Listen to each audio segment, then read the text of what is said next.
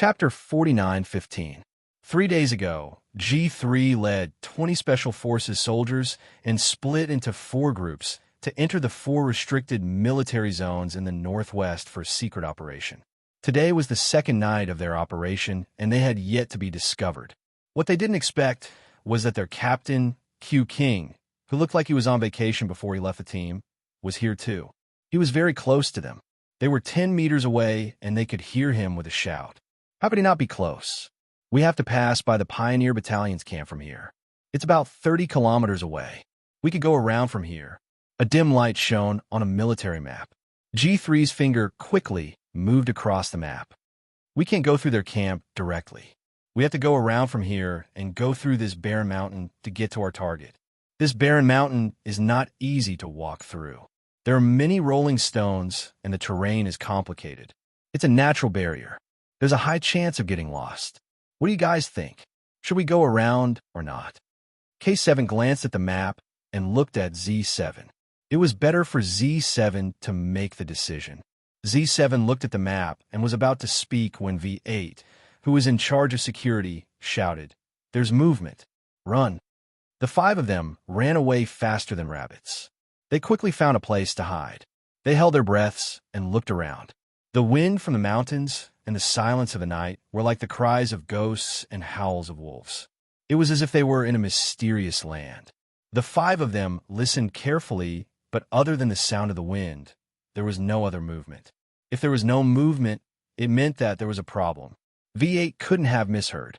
About 5 minutes later, Xia Jinyuan pointed at the place where Z7 was hiding and gestured to Yi Qian to sneak over to Z7. Yi Qian nodded. The 2 of them took the lead to sneak over to Z7. On the other hand, the male and female soldiers led by the squad leader couldn't find their instructor. He was clearly in front of them, but they had lost him. Yang Zhen whispered to the vice squad leader beside her, "We can't stop. Continue searching until we find a suspicious person." "Okay." The vice squad leader nodded. Then he asked worriedly, "What about the instructor? What should we do?" "He probably found something wrong, but couldn't contact us in time." Yang Zhen wasn't too worried about their instructor. The problem was with them. Instead of panicking, he tried to think of a way to solve the problem. The male squad leader also believed that they needed to continue the search instead of staying put. He said to Yang Zhen, "I'll send 2 of my comrades to the nearest outpost. We need to inform the camp first." The instructor was nowhere to be seen, and the suspicious people were nowhere to be seen. Now it was up to them to organize the operation themselves. The male and female soldiers quickly came up with a new battle plan. The inexperienced female soldiers were led by the male soldiers to continue the search, while the Z7 soldiers were in tears. "Aren't you 2 going too far? Why are you only staring at me? Don't you see the other 4? This is too much." Xia Jinyuan pounced on Z7 from both sides. Realizing that something was amiss behind him, Z7 was unable to dodge in time. As for the other 4 comrades, they just watched silently as Z7 was pounced on. It couldn't be helped. Who asked him to react the slowest? His other comrades had noticed it, but he hadn't. He had only been fiercely pounced on by Q King. It was already a miracle that he hadn't been beaten up. No one paid any attention to Z7's complaints. Instead, they were very interested in the fact that Xia Jinyuan and Yi Qian were going in and out together. The T6 combatant was so envious that his eyes turned red. No wonder Q King was so cool when he left the team. So he was here to look for Qing Miao. Is that so? Is that so? Chapter 49:16. The agitated T6 asked with a ferocious look on his face. It was as though if Xia Jinyuan dared to answer yes, he would go crazy from jealousy. Xia Jinyuan patted the dust off his body and looked at T6 indifferently. With an expression that said, "I didn't want to hurt you, but you asked for it," he replied in an irritating tone. "What else could it be? Did you really think I was on vacation?" "It was a vacation to begin with, and it's even a vacation where you'll be together." The T6 felt so much pain in his heart that he could not breathe. "Shameless. You're too shameless." Xia Jinyuan thought for a while and felt that what T6 said made sense. He even nodded in agreement seriously. "In that case, it does count as a vacation. Wherever Qing Miao is around, Any day is a vacation. The T6 wanted to vomit blood after being repeatedly criticized. He really wanted to pounce on that irritating face and punch it a few times. Shameless. You're too shameless. Since he could not punch him, the T6 could only grit his teeth and say that to vent his deep jealousy. He also wanted to go on vacation to accompany his fiancée who had graduated. When Yiqian saw this, he quietly reached out and poked Xia Jinyuan's waist with a finger. He said softly, "Captain Xia, enough is enough. If you continue talking, it won't be T6 who will be unhappy. Our comrades will also want to beat you up." To be honest, with Captain Xia's expression at this moment, even his girlfriend wanted to punch him, let alone his comrades. K7 glanced coldly at his captain, who was still deeply intoxicated and deliberately trying to provoke him. He slowly moved closer to Yi Qian and said softly in the wind, "Congratulations on your graduation. You're the only one left on the team." It was a very simple sentence, but it made Yi Qian's heart skip a beat. She turned her head and smiled brightly at K7. "There's still 3 more months. I'll be able to report to the team in 3 months. We'll wait for you to return to the team." K7's mouth twitched. He was not used to smiling, and he was not even used to smiling. He had always been expressionless, so his facial muscles seemed a little stiff. When he twitched his mouth, K7 thought he was smiling. Yi Qian, who was already used to this, smiled even more deeply. They were all waiting for her to return to the team. 3 months. Just 3 more months, and everything will be fine. V8 also moved closer to Yi Qian and said with a smile, "Our whole team wanted to call the boss when we found out that you couldn't return to the team immediately after graduation. Later on, I found out that something had happened to you, and you had to stay in school for the makeup exam. There were also some compulsory procedures that you had to go through, so I could only bear with it and bide my time." When Q King first returned to the team, it was as if he had entered menopause. His mood was unpredictable. One moment it was raging, and the next it was raging with cold winds. It really made us suffer. We all wanted to mail him to you so that we wouldn't be in deep trouble. 3 months ago, he was like the king of hell in the middle of the night. But now, he's carrying a backpack and waving at us as he walks. He's leaving the team as if he's on vacation. TSK, Qing Yao. Oh, Qing Yao, you must not have thought of returning to the team early in the past few months. Alas, to think that we were so concerned. Who would have thought that we would run into the 2 of you here? It makes us single people feel so uncomfortable. He's the one who wants to be single, K7 added. The information was so huge that Yi Qian immediately smelled something fishy. He immediately smiled at K7 and said, "Let's have a good chat later. He's the one who wants to be single. There's a situation. There's a situation." V8, who was speaking confidently a second ago, suddenly felt like his neck was being strangled. He stuttered for a while before saying in a low voice, "There's no such thing. Don't listen to K7. I'm only telling the truth," K7 said calmly. "I'll tell you later." This was directed at Yi Qian. V8 glared at him. "I'll tell you myself. I don't need you to repeat my words." Chapter 49:17. What are the 3 of you mumbling about? Come here. Xia Jinyuan realized that the 3 of them were not by his side. He turned around and saw the 3 of them huddled together. He quickly gestured for them to come over. "It's not a big deal. Qing Yao and I are both leading troops.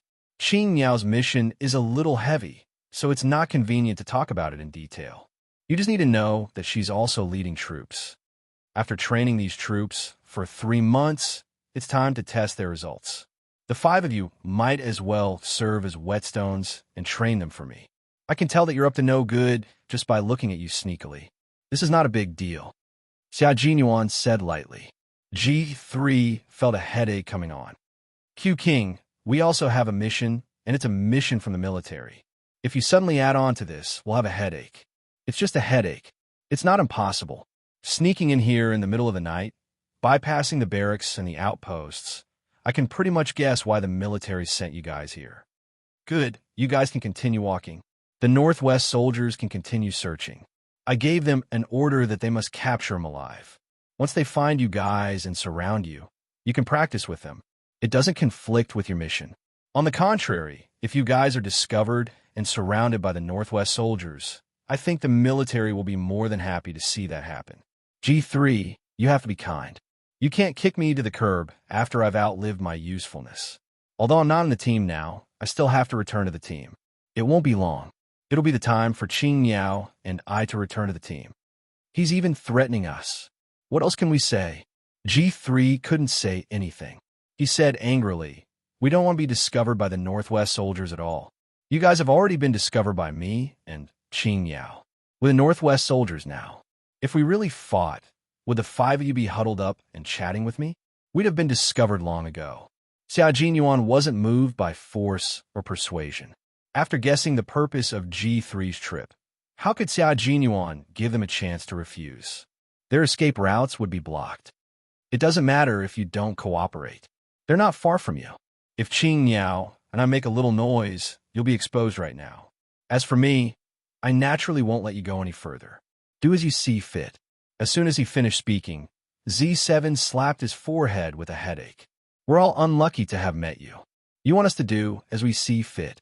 Can we do as we see fit? Shameless. Wasn't that shameless? The T6 combatant nodded with all his might. Shameless, shameless, too shameless. Go ahead. I'll give you 10 seconds to consider. Unperturbed, Lieutenant Colonel Xia reached out his hand and broke their fingers one by one.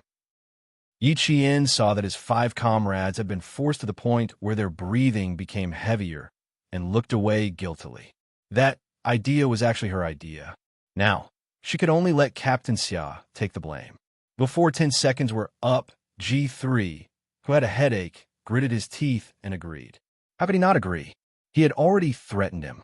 Xia Jinyuan smiled gracefully. You should have done this a long time ago. I'll leave the rest to the 5 of you. Qing Miao and I will rest for a while. Take over the sentry post at 2 o'clock. You guys will appear a little after 3 o'clock. It's now 3:35 o'clock. Whether we can return to the camp at 5 o'clock as planned depends on you guys. The comrades of the Snowfield Brigade were Xia Jinyuan soldiers, and the soldiers who completed the 30-kilometer cross-country with weights were also his soldiers. Xia Jinyuan decided not to help either side and let them solve the problem based on their own abilities. Chapter 49:18. Yi Qian only wanted to let the female soldiers practice and gain more combat experience. He didn't think about anything else. The male and female soldiers who hadn't given up on the search didn't know that they were about to face a fierce battle. They searched for suspicious people while looking for the 2 instructors. They didn't even dare to use their walkie-talkies for fear of alerting suspicious people. They relied on their eyes to search. The male soldiers knew that there was a base in the north, so they used the northern base as the center when searching to increase the probability of finding suspicious people. The male soldiers were familiar with the Gobi Desert. Even so, an hour had passed when they found the 5 Special Forces soldiers. Xia Jinyuan, who had been tailing them the whole time, was quite satisfied. G3 is an elite. It's already good that they took an hour to find G3. The female soldiers don't have enough combat experience. It depends on how they cooperate. 34 people surrounding 5 people. The probability of success is very high. Yi Qian said, I don't know if the camp has found anything. The military sent G3 to scout the defense line. If they really find their way to the base, how will Commander Tian explain it to the military? The entire Suzhou military division and the Linbei military district will be in trouble. Since you're in your position, you have to shoulder the responsibility. If G3 really finds their way to the base, it means that there is a serious problem with the defense line. It must be fixed. The disaster is due to their negligence. They can't blame anyone else. Xia Jinyuan, who was calm and collected, didn't think it was a disaster. On the contrary, it was a blessing to find the problem quickly. It was far better for their own people to find the problem than for other countries to find the problem. Relax. It's not as serious as you think. G3 and the others all avoided the defense line to sneak in. The deeper they go, the harder it is. Last time, that group of people was immediately discovered when they got close to the defense line. If G3 and the others really get close to the defense line, it's very likely that they will be discovered immediately. Our country's external defense is still good. You don't have to worry too much. You have to have some confidence." Yi Qian nodded lightly. Just as he was about to say something, there was a sudden movement in front of them. Xia Jinyuan poked his head out of the gully and observed for a while. He smiled and said, "Let's go and watch from a closer distance." The two sides had already exchanged blows. Now, it was time to see who would win. Yi Qian followed closely behind. She also wanted to know who would win. The male soldiers who had completed the encirclement confirmed that there were a total of 5 suspicious people, and they didn't seem to be carrying any highly lethal guns. They approached them bit by bit. Afraid of alerting them, they fled into the depths of the Gobi Desert. When they were close enough to surround them, they let the female soldiers rush out, raised the rifles in their hands, and shouted, "Don't move." As for the male soldiers, they rushed towards the 5 of them as fast as they could. When the G3 members saw the number of people surrounding them, they cursed Xia Jinyuan over and over again in their hearts. Damn it, I forgot to ask him how many soldiers he brought with him. At a rough estimate, there were at least 30 to 40 of them, 5 against 30 to 40 people. Even if they could block 5 people with their bare hands, they would still be exhausted. The female soldiers guarded the perimeter with the empty cartridges in their rifles loaded. As long as they found any suspicious person rushing out of the male soldier's circle, they would immediately fire a warning shot. When we get back, I'm going to give Qing Niao the lesson so that she can see Q King's shameless side as soon as possible and abandon him as soon as possible. Z7 gritted his teeth and said to K7, who was leaning on his back, 30 to 40 people suddenly appeared, and he still has the nerve to say that it's not a big deal. Chapter 49:19. It was too late to say anything now. She had already fallen into the trap. She had to rely on herself to climb out. K7 silently looked in the direction of the 2 hidden people. There was a flash of darkness in his calm eyes. Was it Q King's idea? It was still a question mark. When Q King mentioned this, his comrades started to protest. Qing Niao kept quiet and tried her best to reduce her presence. Now, he was starting to suspect that this had something to do with Qing Niao. K7, who guessed correctly, still had a cold expression on his face as he took down a male soldier. K7 didn't care if it was Qing Niao's idea. It was just a small matter.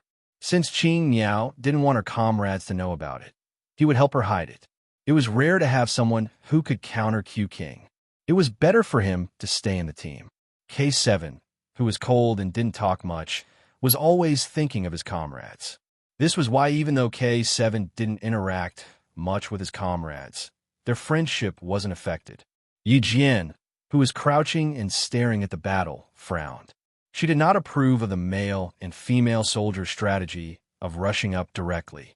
If they rushed up rashly without fully understanding the opponent's background, would they have 100% confidence in retreating? Not at all. If they did, there wouldn't be such a chaotic battle. Captain Xia, do you think we can really leave in 3 months? Why do I feel like it's a bit dangerous? Yi Jian retracted her head and looked sideways at the man who was only half a fist away from her. She sighed and said, "If it were any other suspicious person this time, I'm afraid that there would be casualties among the male and female troops." Xia Jinyuan, who was watching the battle closely, leaned back and smiled. "Do you not agree with their strategy? Actually, you can't blame them. 34 against 5. The suspicious people didn't have any lethal weapons. They surrounded them. First, it was to intimidate them. Second, they wanted to finish them off as soon as possible so that they could look for us. Qing Niao, you can't use the Snowfield Brigade's standards to measure them. They can't be compared.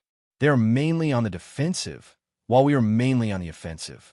Therefore, we know how to get rid of all suspicious people as soon as possible. We're good at direct attacks, but they're not, and they've never thought of killing suspicious people directly. Since the direction of attack was different, the way to solve the problem was naturally different as well. Don't forget, I also requested that the suspects be captured alive." Xia Jinyuan could hear the slight disappointment in Yi Qian's tone. He did not say that Yi Qian was wrong. Instead, he analyzed the situation so that Yi Qian could think from a different perspective. With his analysis, Yi Qian pondered for a moment, then nodded and said, "Indeed, as you said, if I put my demands on them at the level of my comrades in the Snowfield Brigade, they will indeed not be as good as I want them to be. Don't worry too much. G3 is just for them to practice and gain experience. When they go back, I'll give them analysis, correction, and summary so that they can better absorb experience." "Yes, I understand." Yi Qian smiled faintly. Seeing that the battle was still undecided, Yi Qian asked with a smile, "Who do you think will win? Do you think G3 will win?" 5 against 34. In terms of numbers, they already have a crushing advantage. Plus, they don't have any weapons to help them. It will be difficult to win with bare hands. Female and male soldiers are not normal soldiers. Especially the female soldiers. They're all good seedlings selected from various military units. If the male soldiers can't handle it, they can. Yi Qian couldn't help but smile a little more. They're indeed good. After 3 months of training, they have improved a lot. I think the male soldiers won't have an advantage against them. Chapter 49:20. So she didn't do anything wrong. Captain Xia thought that this was a good opportunity. That's good, that's good.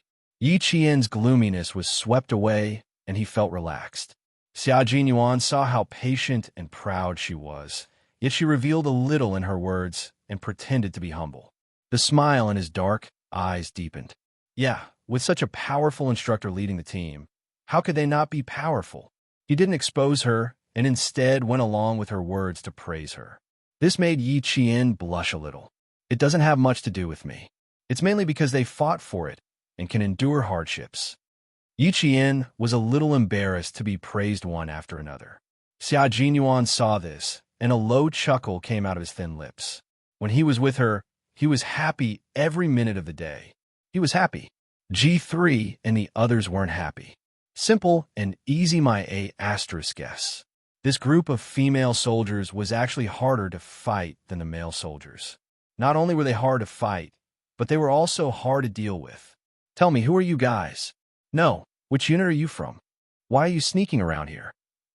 Squad leader Yang Zhen questioned coldly. "You guys aren't spies at all. See, they're hard to deal with." She actually saw through them. G3 held Yang Zhen's shoulders tightly and forcefully pushed her to the ground. Before he could push Yang Zhen to the ground, he suddenly felt a gust of wind from his left. This move was actually similar to the Snowfield Brigade's killer move. G3 instantly understood why this female soldier thought they were soldiers from the army. So this was the flaw.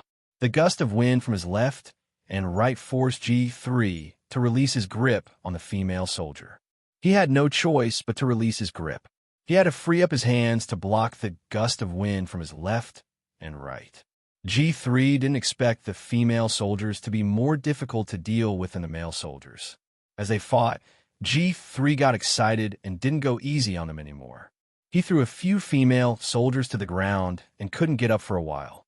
He took the opportunity to whisper to his comrades who were back to back.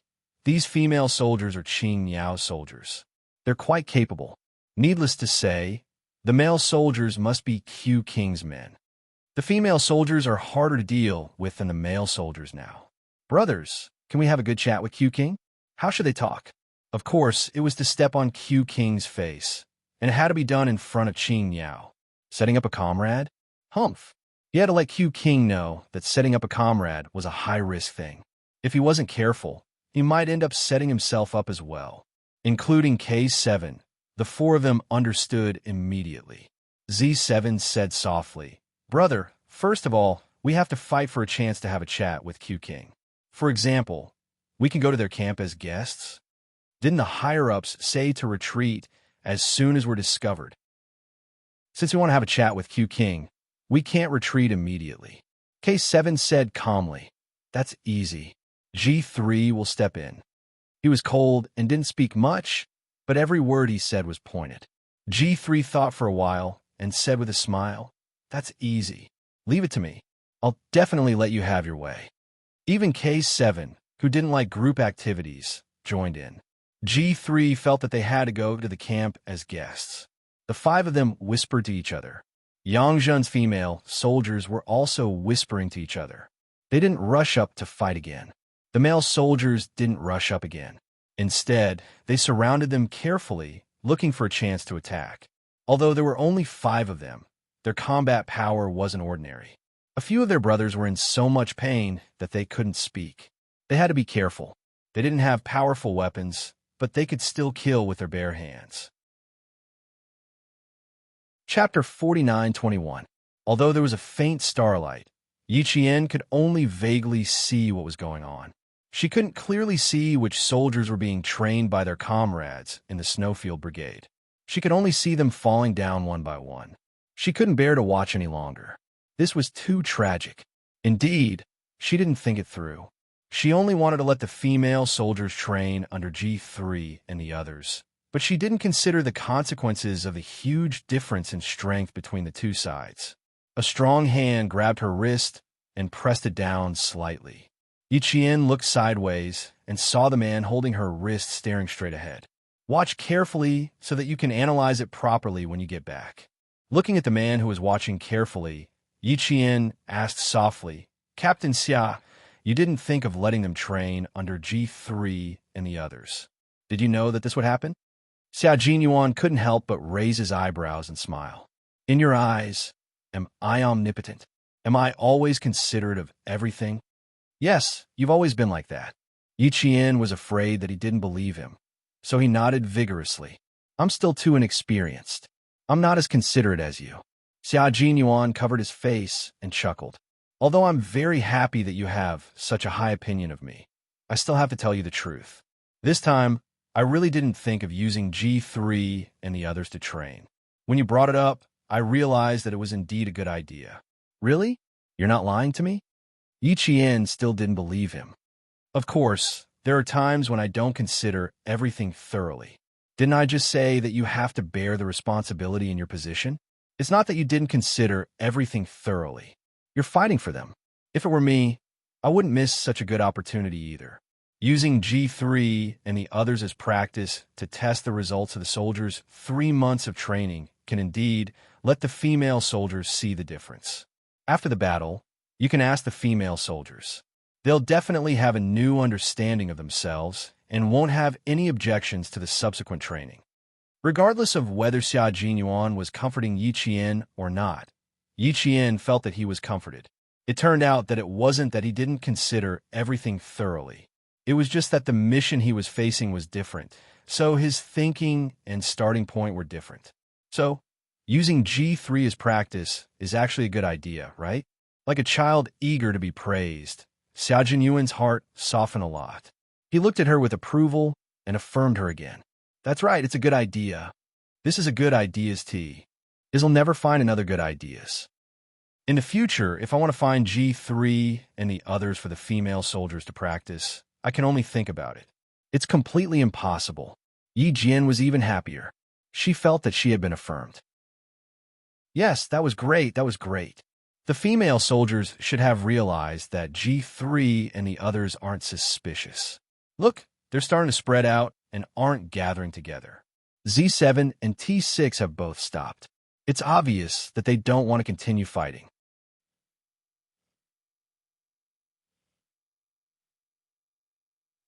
Bye. You remember that T6 fiancé is your good friend, right? Remind your good friend to reprimand T6. He already has a girlfriend, so he should have some self-awareness when he's outside. How dare she reprimand Yi Qian for being shameless in front of him? I have my ways to deal with you. Before T6 fiancé and Jiasin could say anything to Yi Qian, Lieutenant Colonel Xia had already made the first move. He was more skilled than Xia Jinyuan in terms of intelligence. Chapter 49:22. Later, when T6 returned from vacation, he was interrogated by Njai until he broke out in a cold sweat. Only then did he realize that their shameless captain had already made a move. He was so angry that he wanted to challenge Xia Jinyuan to a one-on-one fight. But he endured it. There was no other way. He had to endure it. He couldn't win in terms of skill and intelligence. How infuriating. Stop fighting, stop fighting. They're not suspicious. They're soldiers from another unit. In front of them, Yang Zhen, who had retreated, moved her sore shoulder joints, and raised her voice to tell the male soldiers who were still fighting, "Stop fighting. Just ask them what their purpose is." Yang Zhen, who was completely sure that G3 and the others were from another unit, pulled the female soldiers apart and surrounded them to block all exits. After speaking loudly, she said to the female soldiers around her, "Don't give them a chance to slip away. If anyone tries to rush outside, just throw them." That's right, it was a throw. A throw referred to directly grabbing a male soldier's waist and throwing him down. As for whether she could throw these 5 strong male soldiers to the ground, Yang Zhen didn't think it was important. She just had to stop them first. The male soldiers who were reminded were stunned for a moment. Then, they let go of their hands and cursed. They stopped fighting and retreated to the side. G2, K7, T6, V8, and Z7 naturally stopped fighting. They stood in the circle and saluted the female and male soldiers surrounding them. G3 spoke on behalf of them. "Hello, brothers. We have a mission to infiltrate the Northwest Military Restricted Zone. Please let us through." So they had a mission. The female soldiers all breathed a sigh of relief. The male soldiers weren't as optimistic as the female soldiers. The male squad leader said, "This military restricted zone prohibits any soldiers from entering and leaving at will. Since you said you had a mission to enter, do you have any documents? Do you have any documents to prove your identity?" The military directly issued orders to Commander Nye of the Suzhou Military Division. "There are no paper documents. Commander Nye is very clear about our operation this time. This is our ID." G3 first took out his military ID from his pocket, then turned the light source of the miniature flashlight to the brightest to shine on the ID. "This is my ID." Commander Nye knew. The male squad leader's face suddenly darkened. The first thing he thought of was to contact the camp immediately, but they didn't bring any communication equipment. "Brothers, I'm sorry. Although you have documents, there are no paperless documents, and we haven't received any instructions from the military division. Brothers, please follow us back to the barracks. We can only let you go after we confirm everything." The male squad leader did not want to let her go just like that. His intuition told him that there was something fishy going on. When G3 heard this, he chuckled inwardly. He was really worried that he wouldn't be able to find an opportunity to follow. He didn't expect the brother opposite him to be so tactful and actually take the initiative to suggest it. He wanted to agree immediately, but then he remembered that Q King, who was even more difficult to deal with, was hiding in the dark and watching. G3 said with a troubled expression, "Brother, don't make things difficult for us. We do have a mission, so we can't follow you back to the camp." As he spoke, he nudged his comrade beside him with his arm. V8 immediately understood what he meant and quickly said, "Brothers, we've fought and revealed our identities. Let's part ways here. You guys continue your night training, and we'll continue our mission. We'll cross our own bridges and not disturb each other." The more he said this, the less likely it was that the male squad leader would let them go. Even his tone was not as polite as before. "I'm sorry, brothers. You trespassed into our military restricted zone. I can't let you go. Brothers, please don't make things difficult for us." Chapter 49-23. There was a big problem, so they had to invite them back to the camp. Commander Nye knew about the military division, but their camp did not receive any news about it. Although the male platoon squad leader could not figure out the crux of the matter, he knew that the inside story was definitely not simple. He had to invite them back no matter what. The squad leader's forcefulness made G3 and the others happy. K7 looked in a certain direction again, and the corners of his mouth twitched subtly. It was probably called a smile. It was a smile that made people's hair stand on end. "Are you suspecting our identities? Captain Xia, who's your instructor, knows us. He's also our captain, and we even bumped into him just now." T6 was even more ruthless. He directly betrayed Xia Jinyuan. That's right, he did it on purpose. The squad leader did not care about the male soldiers who were suspicious.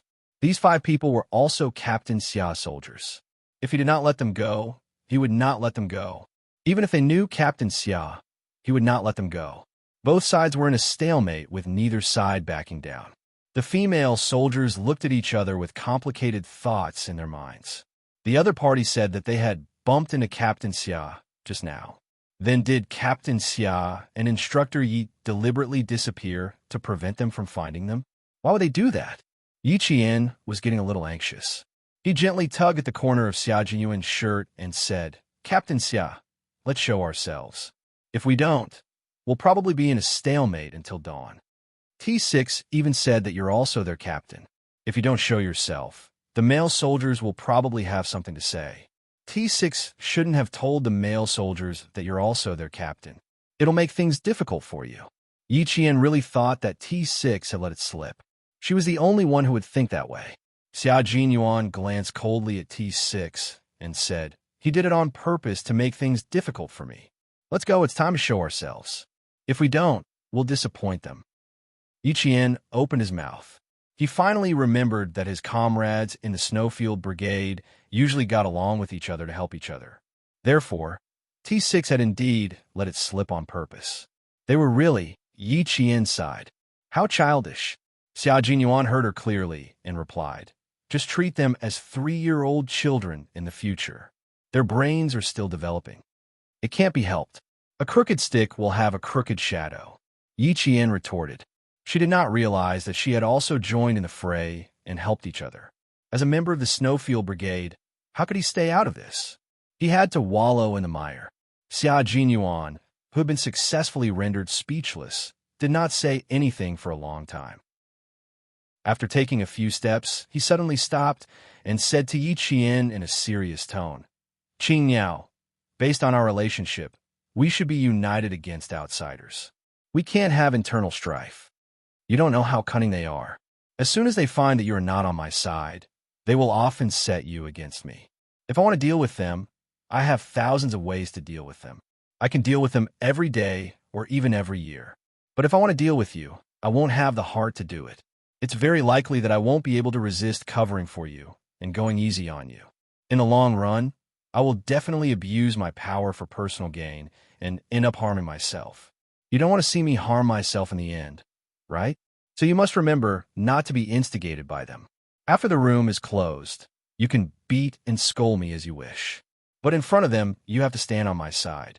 When Yi Qian heard this, he was so amused that he pursed his lips and laughed. "Captain Xia, have you ever gone easy on me? Back then, you were so cruel that you sent me to the hospital. I still remember that our comrades tried to persuade you against it, but you insisted on hitting me. At that time, why didn't you go easy on me? That's why I don't believe that you'll go easy on me in the future." Chapter 49-24. Colonel Xia, who had sent his girlfriend to the hospital, gulped and gave in. He sincerely advised, "Bad memories should be completely forgotten. Let's not talk about them in the future."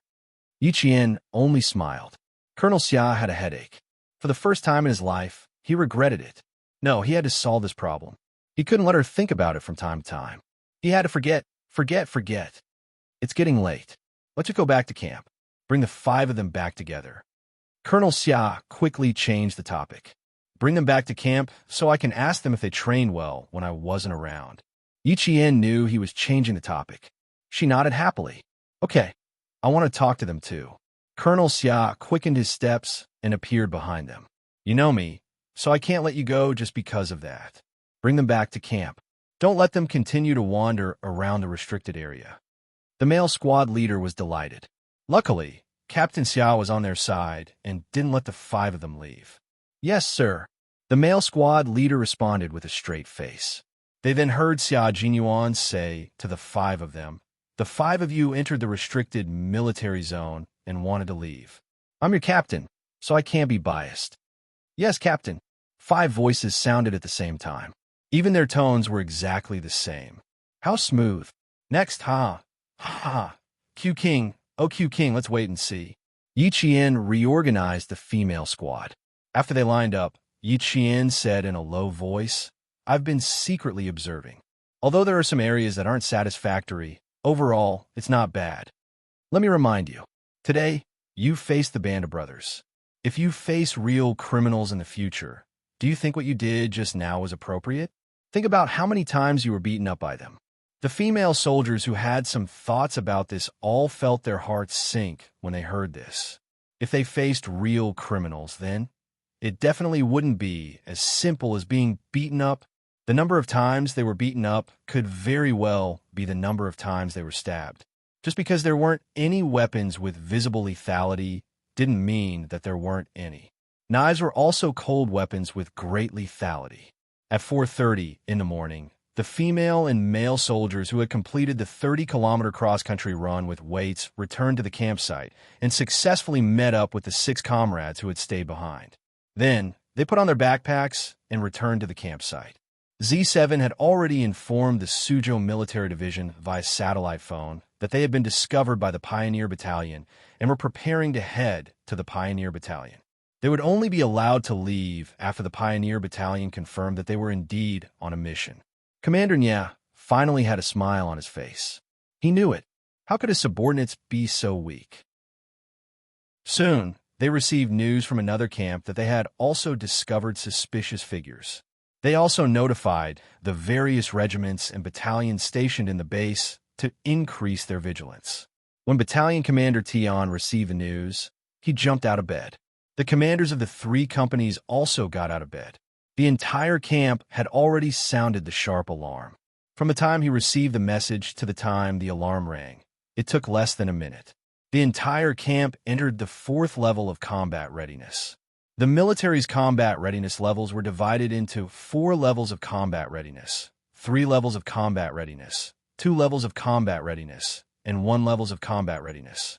Level 4 combat readiness meant that the military would be in a state of combat readiness in the event of a major emergency overseas or a major anomaly in the surrounding areas of our country, which could have a greater impact on the security and stability of our country.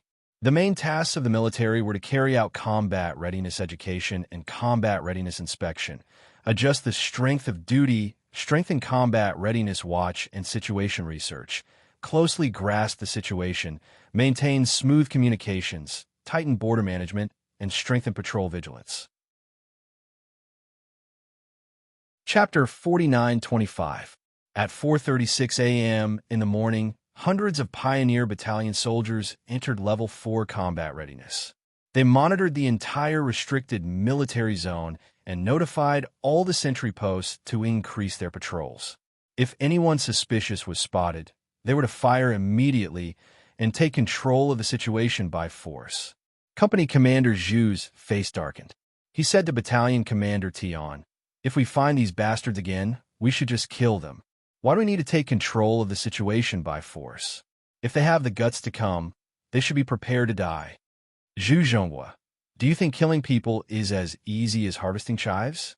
Do you think you can kill them just because you want to? Battalion Commander Tian glared at him. Although he wanted to do the same. How could he? It's already like this. Why can't we kill them? Company Commander Zhu didn't think he was wrong.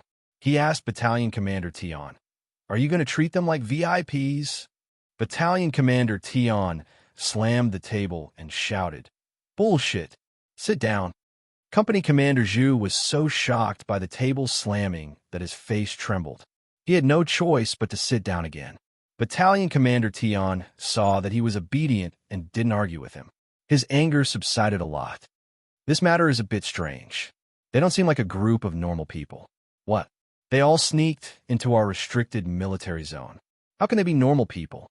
Although he sat down, he was still a veteran. Why did Company Commander Zhu suddenly become quiet? When he opened his mouth, Battalion Commander Tian almost vomited blood. "Shut up. I'm warning you. Don't make me angry again." Battalion Commander Tian was so angry that he wanted to use force internally. Beside him, Political Commissar Tang couldn't stand it anymore. He pointed at Company Commander Zhu and said, You sit down. Don't make old Tian angry. Listen to what's wrong first." Company Commander Zhu, who had swallowed a few times, saw his battalion commander's pale face. He leaned back in his chair and pursed his lips, indicating that he would keep his mouth shut from now on. Company Commander Sun of the 1st Company and Company Commander Liang of the 2nd Company looked at Company Commander Zhu of the 3rd Company. This old Zhu was good at everything, but he liked to use force to solve everything. Using force to solve problems wasn't a bad idea. A soldier had to be unafraid of death. Company Commander Zhu had that. However, he was a little too impulsive. It was not good to be too impulsive. Seeing this, Battalion Commander Tian gulped down a mouthful of warm water to calm himself down. Then he said, Regiment Left called and told me that Regiment 1 had a short encounter with 5 suspicious people. They found that they were wearing the same desert combat boots, not the combat boots from the military supply store. They were only for the troops. The Left Regiment commander suspects that these people might be soldiers from a certain army in disguise and intentionally sneaked into the restricted military zone of our division. The meaning behind this is... He paused for a moment before he swept his gaze over the 3 company commanders who had unknowingly moved closer to the conference table. The Left Regiment commander suspects that they might be soldiers sent by a major military region. The meaning behind this is self-evident. They're mainly testing our division's defenses. The military division should know about this as well, but they can't tell us clearly. Commander Zhua called Commander Nya of the military division. The guard told Commander Zhua that Commander Nya will be in the military division for the next 2 days, including eating and sleeping. Commander Nya should know. The higher-ups forbade him from informing his subordinates. He shouldered all the pressure alone and has been waiting for our 3 regiments to report the news. There were 3 regiments responsible for the defense of the entire base, and Battalion Commander Tian belonged to the 3rd Regiment. The 3 battalions under the 3rd Regiment were the closest to the base. The Pioneer Battalion guarded the middle section, and the last battalion was hidden somewhere near the base. They would not easily show themselves. Commander Zhua of the 3rd Regiment was in this hidden spot. Chapter 49-26. When Company Commander Zhu heard that there were so many twists and turns in the story, his face darkened as if a storm was about to break out. Even though the previous incident was over, the military still had some lingering influence. That was why the military had made such an arrangement. Battalion Commander Tian continued, the military's arrangement isn't a bad thing.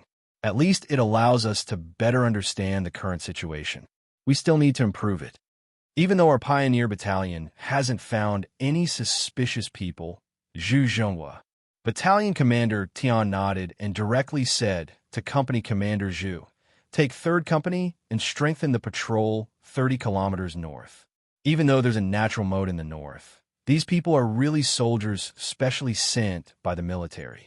Even though they know there's a natural moat, they still dare to charge in. Company Commander Zhu, who was called out, crossed his arms and moved his thumbs back and forth. He didn't even immediately answer Battalion Commander Tian's call. He was already lost in thought. Battalion Commander Tian's face darkened even more. Company Commander Sun, who was sitting beside him, coughed a few times and reminded him softly, Old Zhu, old Zhu. Yes, I'm listening. Company Commander Zhu reacted quickly. He ignored Battalion Commander Tian's darkened face and said thoughtfully, I have a few questions that I want to ask. Battalion Commander Tian took a deep breath and said, speak. From what you're saying, the military sent out special forces. If they really did send out special forces, I suspect that they've already infiltrated our military restricted area. The people in 1st Regiment aren't weak.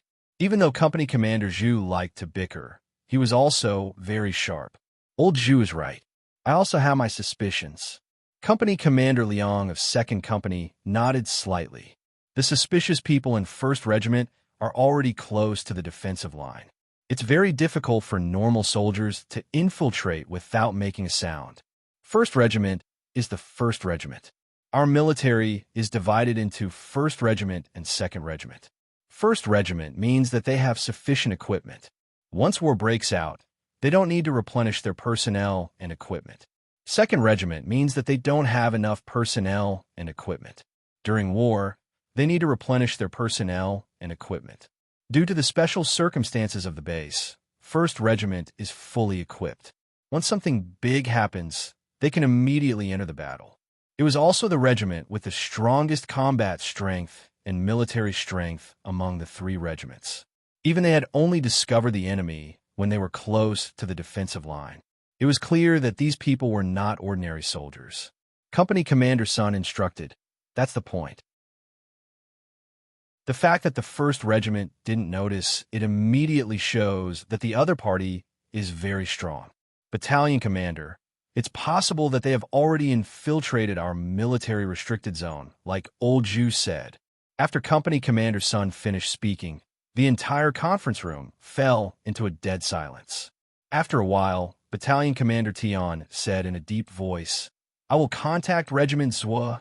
Old Jew, immediately lead the troops out of the camp and increase the intensity of the patrols. F*CK, I reckon that your crow's beak was right again. There's an 80 to 90% chance that they've already made their way in. Yes, sir. Company Commander Zhu stood up and strode out of the meeting room. Not long after, Company Commander Sun and Company Commander Liang also strode out of the meeting room. After the 3 company commanders left, Battalion Commander Tian sighed and said, Old Tang, if we don't catch the people who sneaked in this time, I don't think we'll have many good days ahead of us. Indeed, we need to prepare for the worst. We've been targeted by the military. The military? Political Commissar Tang pondered for a while before continuing, It's very likely that we've been targeted by the military. It was all because of what happened a few months ago. It wouldn't be over so quickly. There was still a long time before it would continue. Chapter 49-27. Battalion Commander Tian furrowed his brows in silence. Even the corners of his mouth were pursed. Brace yourself. Things are far from what you think they are. There is still a chance to turn things around. Political Commissar Tang, who had just said to prepare for the worst, laughed instead. Yesterday, Instructor Yi did a good deed. Captain Xia followed him all the way. It was a wise move. Battalion Commander Tian's eyes suddenly lit up. He slapped his forehead heavily, and the seriousness on his face disappeared. Look at me. I actually forgot that there were dozens of them. They went north carrying heavy loads. Ha ha, that's a good location. That's what I was worried about. If they really couldn't find them, they might have already met them. Political Commissar Tang's tanned face also had a deep smile. That was indeed a possibility. In the early morning of December 27th, all the regiments in the Northwest were on high alert. The entire army was tense and solemn. The tension in the Pioneer Battalion lasted until 7 in the morning. When they saw the 40 brothers carrying heavy loads return, all the tension instantly disappeared like a punctured balloon. Company Commander Zhu, who was still patrolling the Gobi Desert, received a call from the camp. His tanned face was full of smiles. Good. I'll return immediately after patrolling this area. It was really a case of traveling far and wide looking for something, only to find it by chance. Unexpectedly, the brothers carrying heavy loads ran into them. Needless to say, he was right. The soldiers sent by the military region were all special forces. They had infiltrated 2 days ago, but they only found out today.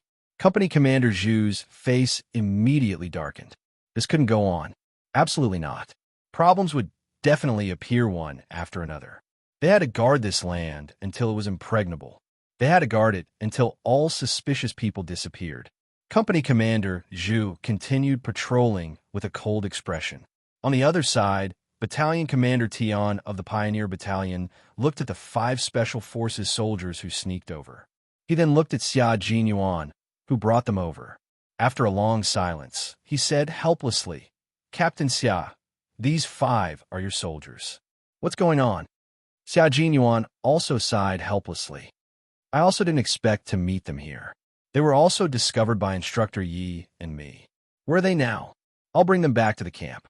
Battalion Commander Tian, you can do whatever you want. G3 and the others were dumbfounded when they heard this. Handing them over to the Pioneer Battalion? They might even ground the 5 of them. Then why should they cooperate?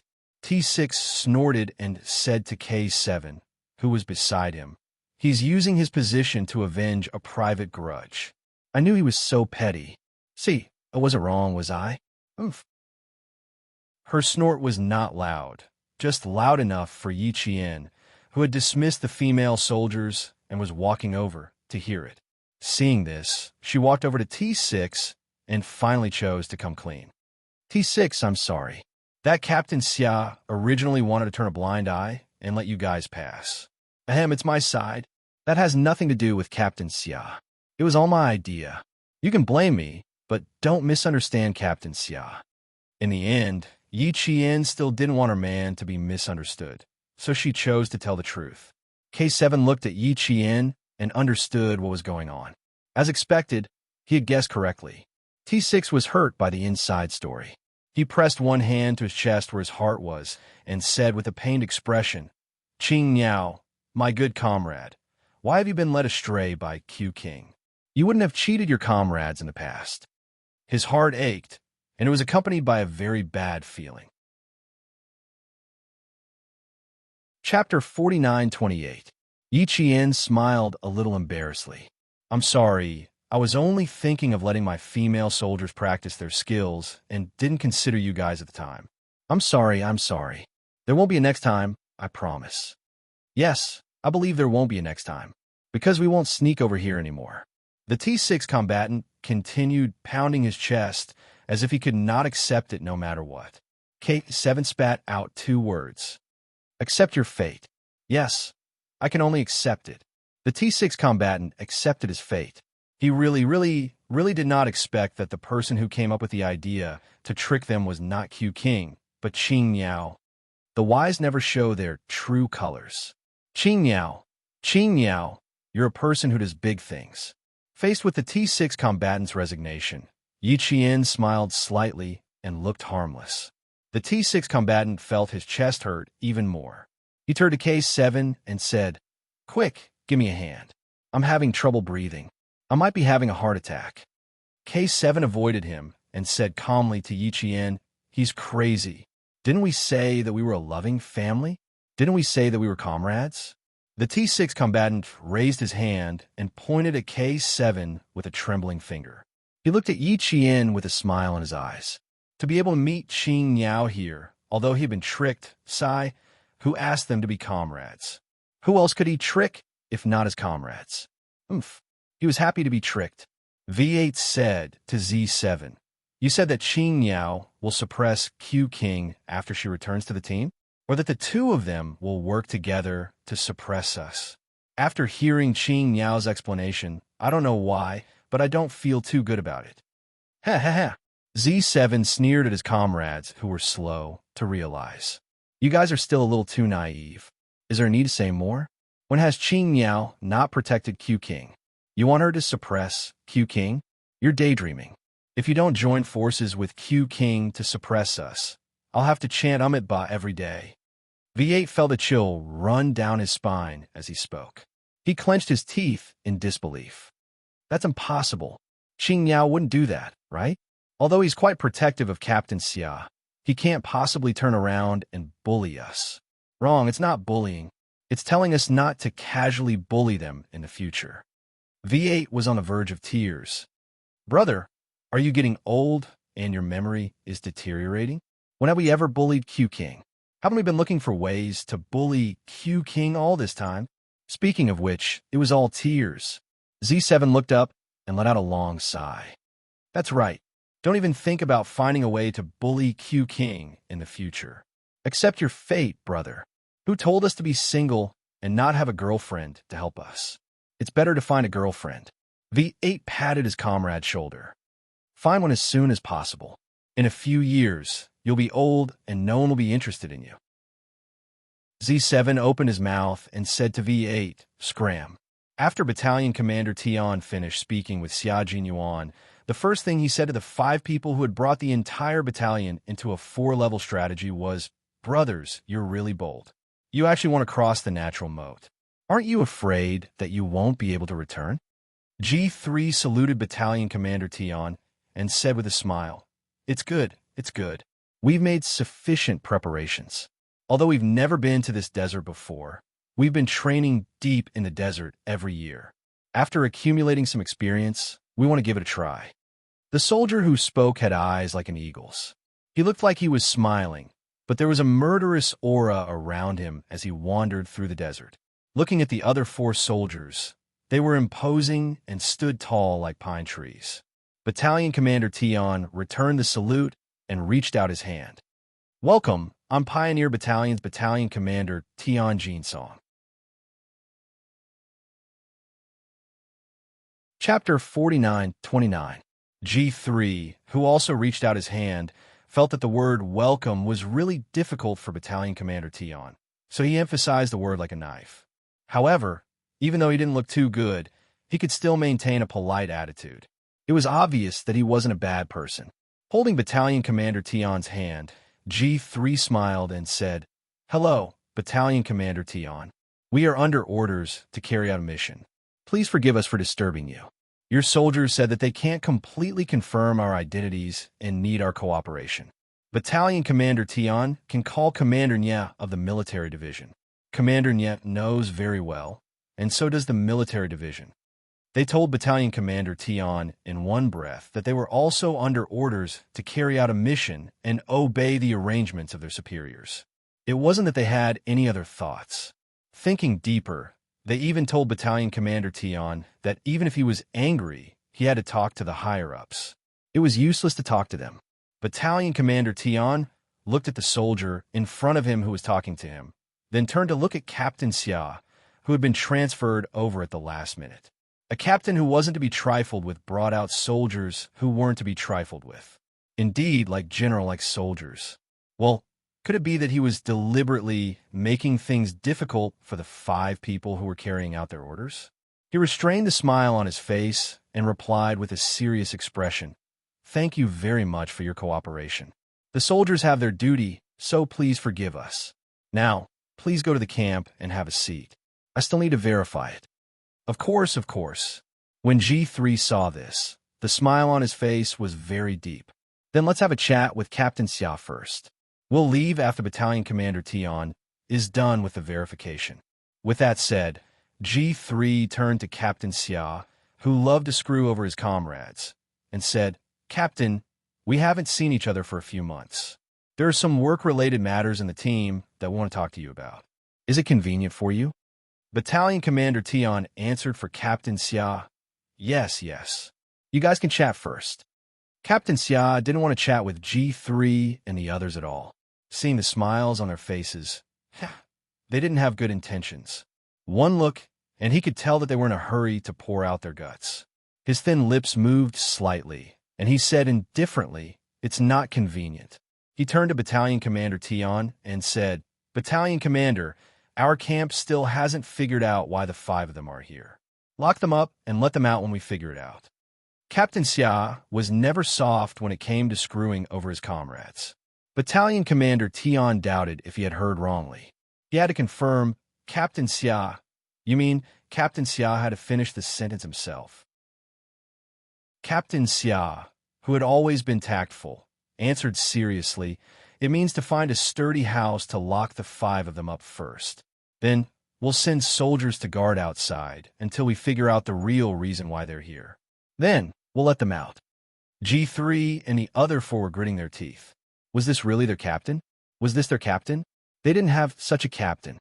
Yi Qian saw that other than K7, who only raised his eyes slightly, the other 4 had ferocious expressions on their faces.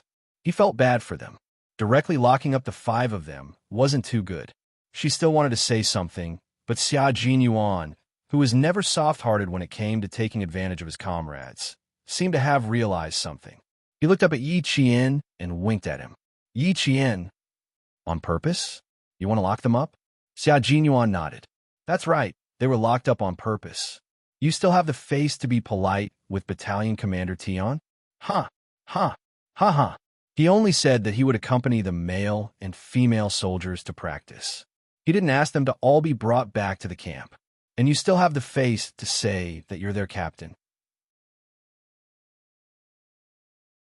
Chapter 49-30. Her. If he didn't teach them a lesson, did they think he was just there for show? Yi Qian immediately did not dare to plead for mercy. What was the reason for deliberately locking up G3 and the others? Captain Xia had his reasons for everything he did. If she were to carelessly plead for mercy, she would probably ruin his plans. Forget it, it was better not to plead. He could only let his 5 comrades suffer for the time being. The T6 combatant's ferocious gaze shifted back and forth between his comrades. In the end, he reported to Yi Qian, Qing Yao, Have you seen Q King's true colors? Isn't he detestable? Do you really want to beat him up? Do you want to beat him up? Do you want to beat him up? If you want to, I'll be the first to do it. But after you're done, you have to be more responsible. I'm afraid Q King will beat me up instead. You know how ruthless he is and how evil he is. As long as he makes a move, he can make us cry for our parents and make us want to turn over a new leaf. Not only did T6 drag him down, but he even dragged V8 down with him. What about you? What about you? Do you agree? Do you have any thoughts? Do you want to beat him up? I don't want to turn over a new leaf. I just want to teach Q King to turn over a new leaf. V8 thought for a moment and said earnestly, "Let's turn over a new leaf." It's too difficult to teach Q King to turn over a new leaf. Yichien could not hold it in any longer. He turned his head away and tried his best to hold back his laughter. She believed that Captain Xia really had the ability to teach T6 to turn over a new leaf. As for V8, he had a very high level of self-awareness. He would definitely not do something he knew he could not do to avoid torturing himself. As for T6, TSK, he did not have a high level of self-awareness. He even wanted to teach Captain Xia to turn over a new leaf. Who knew where he got the confidence to think that? Seeing that T6 still did not realize that Captain Xia was actually angry, even though he looked like he was smiling, Yichien silently shed a tear of sympathy for T6. Brothers, comrades, why did Q King lock you up? Haven't you figured out why? Although she doesn't know why, she will ask later, and you can only continue to guess or continue to not know anything. As for the T6 Psy, they should learn more. Didn't they see that even the Z7, who was the most noisy, had quietened down? After a soft sigh, V8 whispered to Yichien, "Someone has to be the scapegoat. He likes to be the scapegoat. We won't fight with him. Let him be. He wants to teach Q King to turn over a new leaf. Such a sacred and historic task will be entrusted to him. We'll just watch. We won't talk or participate. We'll just watch." Yichien raised his eyebrows when he heard that. So, do you understand why Captain Xia is angry? His resolute face blushed. I can guess a little. Yichien pursed his lips. I didn't guess. It's because we lost, V8 reminded him. Yichien suddenly understood. That's right. Captain Xia had always had high standards for his comrades. As the leader of the Snowfield Brigade, how could Captain Xia be happy when G3 and the other four were invited back to the Pioneer Battalion? Of course not. But if they were not discovered, the consequences would be even more unimaginable. It would mean that the entire Northwest defense was not up to standard. Yichien, who was frowning, fell silent. He was stuck in a dilemma. Meanwhile, Battalion Commander Tian, who had received confirmation, looked around at Xia Jinyuan in disbelief. He wanted to pull him aside and ask him what was going on. What's wrong? What's wrong? What's going on? Must they lock him up? They even found a sturdier room to lock him up. After pondering for a few seconds, Battalion Commander Tian said cautiously, "A sturdier room. Does the confinement room count?" Chapter 49:31. T6 clutched his chest. Solitary confinement. It was actually solitary confinement. He had never been in solitary confinement before. Protest, seriously protest. Deep in his heart, T6 had a lot to do. All kinds of little people were fighting, but he did not have the guts to directly protest. I think solitary confinement is not bad. Let's do it then. Xia Jinyuan smiled and nodded. He then said to G3, "Go, experience the solitary confinement of the Pioneer Battalion. I believe it will give you a different feeling." G3 nodded. Yes. Battalion Commander Tian, who was a little tired, felt that there was nothing else for him to do. He waved his hand and sighed. "You young people, as an old man, I can't understand what you're thinking. You know the solitary confinement room, so I won't send anyone to lead the way. You guys can handle it yourselves." Although Captain Xia was currently the battalion's instructor, he was only transferred here temporarily. Now that he wanted to teach his own soldiers a lesson, as the battalion commander of the Pioneer Battalion, he had no right to interfere.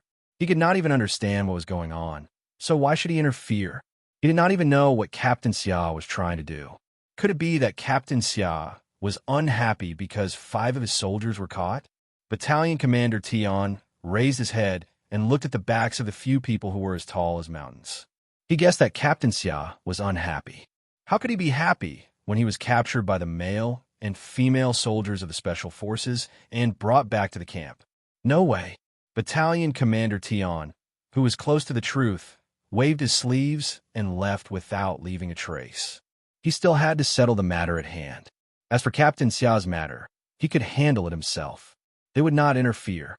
The solitary confinement room was not big, but it was definitely a forbidden area in the hearts of every soldier. It was a forbidden area that they would rather write a reflection than set foot in. G3 took the lead and entered, followed by K7. Next was Z7, who had a look of resistance, but his footsteps were very obedient. T6 was originally following Z7 closely, but V8 suddenly cut in line and became the last to enter. V8, who cut in line and entered first, looked at his 3 comrades in the solitary confinement room and spread his hands. He smiled and said, "Q King is too angry. Let him vent his anger first to prevent him from harming his body." "Yes, it's my duty." G3 nodded and instructed K7 and Z7. "With T6 around, let's be quiet, lest we anger Q King again." K7's answer was still the same as before. He used a calm expression to show that he knew everything. Z7 nodded heavily. "Don't worry, I'll rely on my comrades in times of crisis." "Take care, sacrificial T6 combatant." Outside, the T6 combatant who had been cut in line pointed inside the room. He turned around and complained to Xia Jinyuan. "Q King, look at them. They have no discipline at all. And in front of you, in the months that you weren't around, it was even worse. Sometimes I even have to step in to maintain it. It's so tiring." Yi Qian was speechless. Was this a plot twist? A spy within a spy? A trap within a trap? It turned out that the deeper level was T6. Yi Qian was tired and distressed. Compared to her comrades, she was really too inexperienced. She hadn't even entered the team yet, but her comrades had already taught her to be a new person. She had to re-examine herself. She had to be steady and smart. Otherwise, she would really be tricked by her comrades at any moment, especially since all her comrades knew about her relationship with Captain Xia. There was a 100% chance that she would be tricked by them. She was heartbroken to think that she had wanted to plead on their behalf before. It's over. All. Gone. Yes. Must. She finally understood why Captain Xia said that. They had to be internally united and united against the outside world. They must not have internal strife. Now she understood. Thank you to her good comrades in the military for giving her another life lesson. Chapter 49-32. His comrades were too scheming. Yi Qian, who felt that he was too naive, decided to stay by his man's side in the future and learn a few moves to protect himself. Otherwise, he would only be tricked in the future. The T6 combatant betrayed his comrades. It was so satisfying that even Xia Jinyuan could not stand it anymore. He gave him a heart-wrenching punch and said coldly, "How much longer are you going to keep up this act? If you don't go in now, every minute you dawdle outside will mean an additional 10 minutes in there." Damn. The T6 combatant, who had deliberately dawdled and refused to enter the confinement room, reacted like he was on the verge of death. He quickly rushed into the confinement room, afraid that every minute he stayed outside would mean an additional 10 minutes in there. Their captain would never make a joke out of the higher-ups. He was a man of his word. The T6 combatant, who immediately became obedient, nimbly entered the confinement room. He thought to himself, that was close. After entering, he was faced with 4 expressionless faces. The T6 combatant adjusted his collar and sighed. "Hi, I really don't know why Q King insists on locking us up. I asked around outside for a long time just now, but I didn't get any answers. Instead, I got scolded by him. How infuriating." Z7 put on a fake smile. "Is that so? You're so considerate? I thought you were tattling on us," to Q King. "How is that possible? Am I that kind of person?" The T6 combatant accused Z7 of making things up with an "I've been insulted" expression. "I was just asking around out of goodwill, but you're measuring the heart of a gentleman with your own mean measure. How hurtful." V8 sneered. "You're trying to play the blame game? Oh, you guys, why are all of you acting like sissies? All you like to do is let your imagination run wild. You're already locked up in the confinement room, yet you're still letting your imagination run wild. You'd better reflect on yourselves. I feel that the five of us misunderstood Q King's arrangements, which led to us being locked up now. It was 1 against 4, so there was no chance of winning." The T6 combatant immediately changed the topic. G3 waited for the three of them to engage in a verbal battle before saying to K7, "What do you think?" He pointed at T6 and K7 and said calmly, "Same." "What about the two of you?" "The same?" G3 asked Z7 and V8. The two of them nodded, indicating that they shared T6's opinion that they had misunderstood the situation, which led to them being locked in the small black room. Outside, Yi Qian wiped the non-existent sweat off his forehead and said to Xia Jinyuan with lingering fear, "That was terrifying. I didn't expect the trap to be so deep. I almost begged for mercy. A bunch of highly intelligent fellows. How can they succeed if they don't play some tricks? I was also forced into a deep trap by them. If I didn't have any tricks up my sleeve, I would have been crippled by them." Xia Jinyuan sighed heavily and took the opportunity to complain to Yi Qian about how difficult it had been for him. Don't be fooled by the way they talk. In reality, each of them is better at playing a spy within a spy and a trap within a trap. If you're not careful, you can only wait to be sold by them. When you join a unit in the future, you'll have to understand that there really isn't any other unit that is as difficult to deal with as them. If you don't have any intelligence or tricks up your sleeves in front of them, your days will be tough. After Yi Qian heard this, he raised his hand and patted Xia Jinyuan heavily on the shoulder. With a solemn expression, he said, "Captain Xia, take care." After waiting for a while, Xia Jinyuan blinked. That's all. He was still waiting for her to comfort him. Yi Qian blinked. That's all. What else could it be? "Qing Miao, you should at least express your stance. For example, you should stand firmly on my side in the future. No matter how many sweet nothings there are outside, no matter how many storms there are, you will always be by my side and face their tricks together."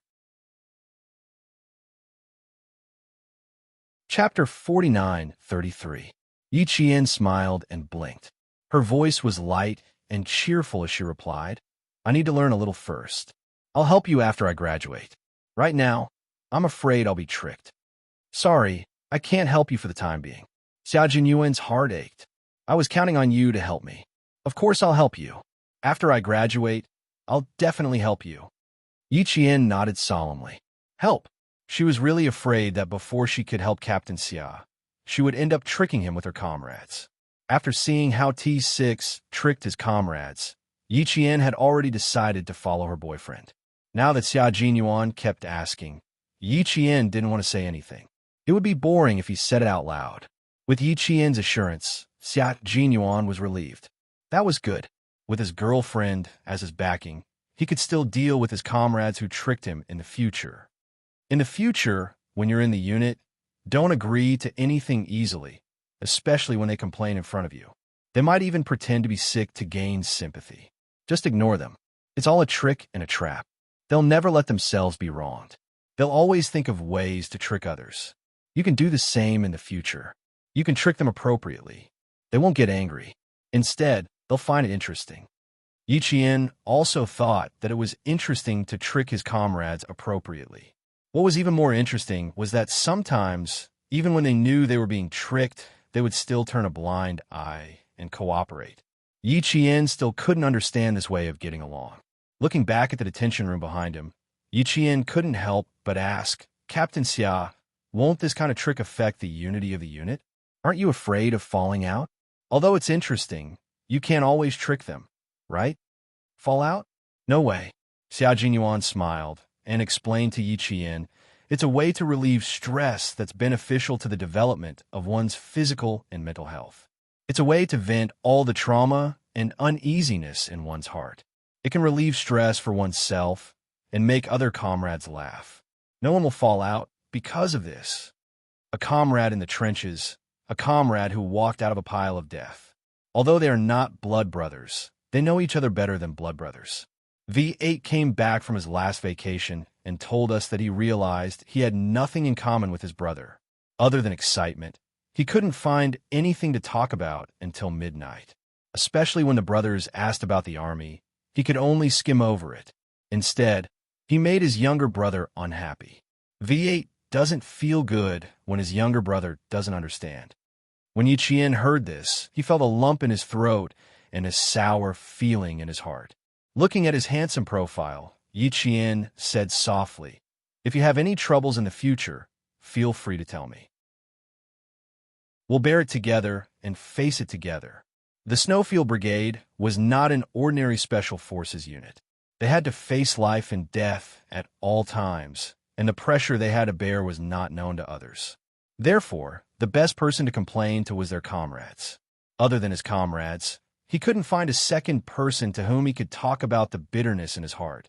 Not even his parents, siblings, or sisters. Xia Jinyuan raised his hand and gently rubbed Yi Qian's head. He was so touched that his heart softened. He smiled and said, "It doesn't matter in the future. You're still here for me. The same goes for you. You have to tell me if you have any difficulties. We'll face them together and solve them together. Don't bear it alone. It'll be very tiring. If they worked together, they would share honor and disgrace. They would go through thick and thin together." Chapter 49-34. As for why Xia Jinyuan punished G3 and the other 4 to the detention room, Yi Qian's doubts were quickly resolved.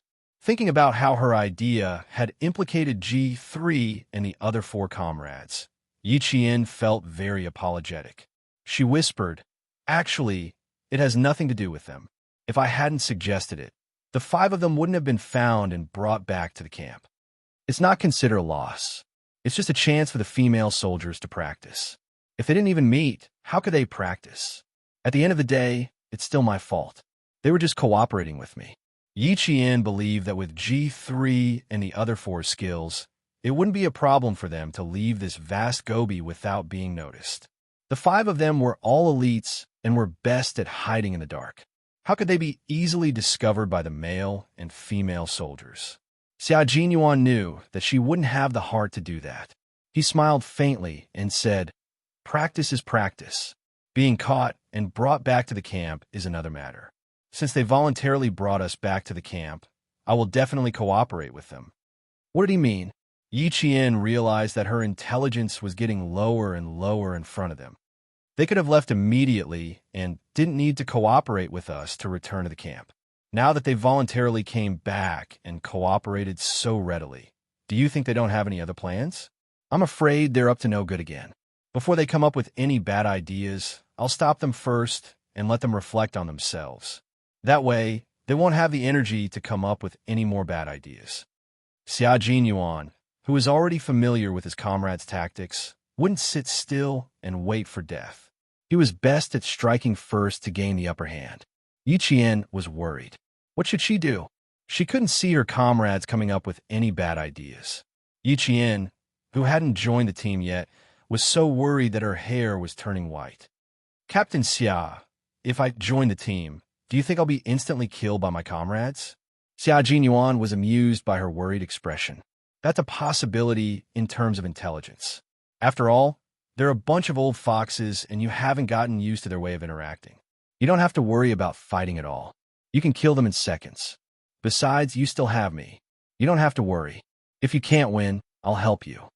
This group of people wanted to pull his baby to their camp, but in the end, they were too smart for their own good. His baby had already made her choice and stood on the right side without him needing to spend any effort. They would never have imagined such a result. Their cleverness had backfired on them, and they would definitely regret it to the point of their intestines turning green. Yi Qian thought about it and felt that her boyfriend was right. That's right, her IQ wasn't high enough, so she immediately asked her boyfriend for help. Sai, a group of mischievous comrades who liked to play tricks on each other. She had to hurry up and get used to it. How could she always rely on Captain Xia? If he were to rely on Captain Xia, he might as well rely on himself. He had personally said that there would be no solution. Yi Qian still preferred to rely on herself. When she returned to her room, the first thing she did was not to wash up. Instead, she opened a diary and wrote a summary of what had happened in the wee hours of the morning. At the end of the diary, she wrote, "If I'm not smart enough, I'll make up for it with force. If I can't beat my comrades, I'll fight them one-on-one." Yi Qian thought that a one-on-one battle would be a good solution. Reality proved that a one-on-one battle was indeed a good solution, so much so that the entire Snowfield Brigade knew that their comrade Qing Niao was not to be trifled with. After the female soldiers finished washing up, they each sat on a small stool and chatted about what had happened in the wee hours of the morning. None of the 20 female soldiers were in good condition. All of them had bruises on their bodies. When her sleeves and pants were rolled up, it was a ghastly sight. Chapter 49-35. The female soldiers looked at the wounds on their bodies and then looked at the wounds on their comrades. They all felt sorry for each other. They're all Captain Xia's soldiers. It's the first time I've been beaten like this by a male soldier. It's like domestic violence. I don't know how many days it'll take to recover. Even domestic violence isn't this cruel. One of them grabbed my waist and threw me directly to the ground. "Come, see if my back is swollen. When I was bathing just now, it hurt so much that I couldn't even lift my hands." A female soldier lifted her clothes with her back facing her comrades. "Is there a big bruise?" When her clothes were lifted, the female soldiers took a look and immediately gasped. "It'll be fine if you apply some safflower oil. It's all purple. It's all bloody. They're really ruthless. I want to beat them. I really want to pay them back 10 times. I knew it must be purple. It hurts so much. It's so cold. I need a hot water bottle." The female soldier whose back was badly injured hurriedly put down her clothes and put on her cotton coat. She sat in the small stool and hugged herself tightly to keep warm. The conditions of the Northwest troops were quite tough, especially the troops built in the Gobi Desert. Even heating and water were problems. The conditions were tough, but no one backed down. The room without heating was very cold. Sometimes, they would use the dried feces of wild camels or gather snow to boil in the stove and put in a hot water bottle to keep warm. Winter was a difficult season for the soldiers, especially when the roads were blocked by heavy snow. All supplies had to be used sparingly to avoid a supply shortage. Among the female soldiers, there were 9 Northerners and 11 Southerners. What made Yi Qian dumbfounded was that the female soldiers from the South were more resistant to the cold than the 9 from the North. That was because there was no heating in the South during winter. They had to rely on their righteous qi to keep warm. On the other hand, the female soldiers from the North either had heated Kong beds or central heating. In the winter, the snow outside the house was as warm as spring inside the house. With such a big contrast, the female soldiers from the South were more resistant to the cold than those from the North. The female soldiers who had to exercise in the afternoon took turns to apply safflower oil. The strong smell of medicine filled the entire room.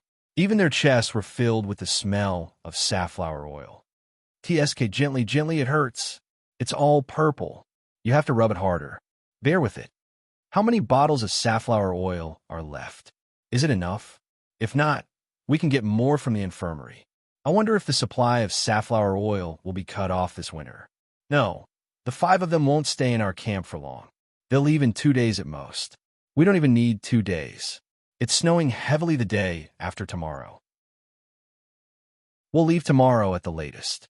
Let's go quickly. I'm scared just looking at them. 5 against 34, and we didn't even get the upper hand. We were beaten up badly by them, and the male soldiers are not much better off than us. Special forces, these guys." Yang Zhan rubbed safflower oil on Gao Zhao's shoulders and said in a low voice, "They're different from the Special Forces soldiers I've seen before. It's definitely different. No one will beat us to death." Pain. Could it be that my bones are broken? Why is it so painful?"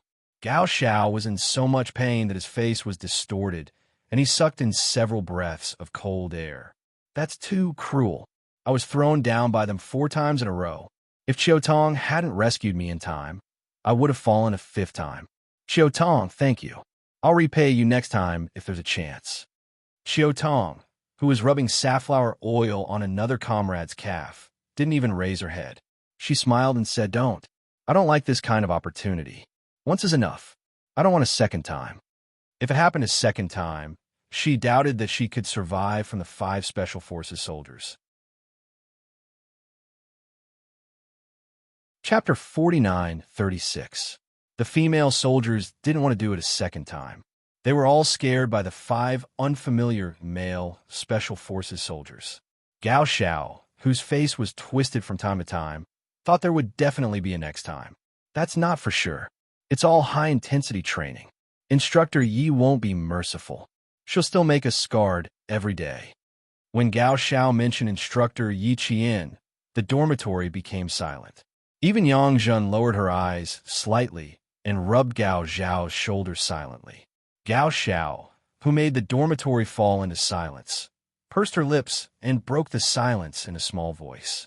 Do you all feel that? Instructor Yi is different from the fresh graduates?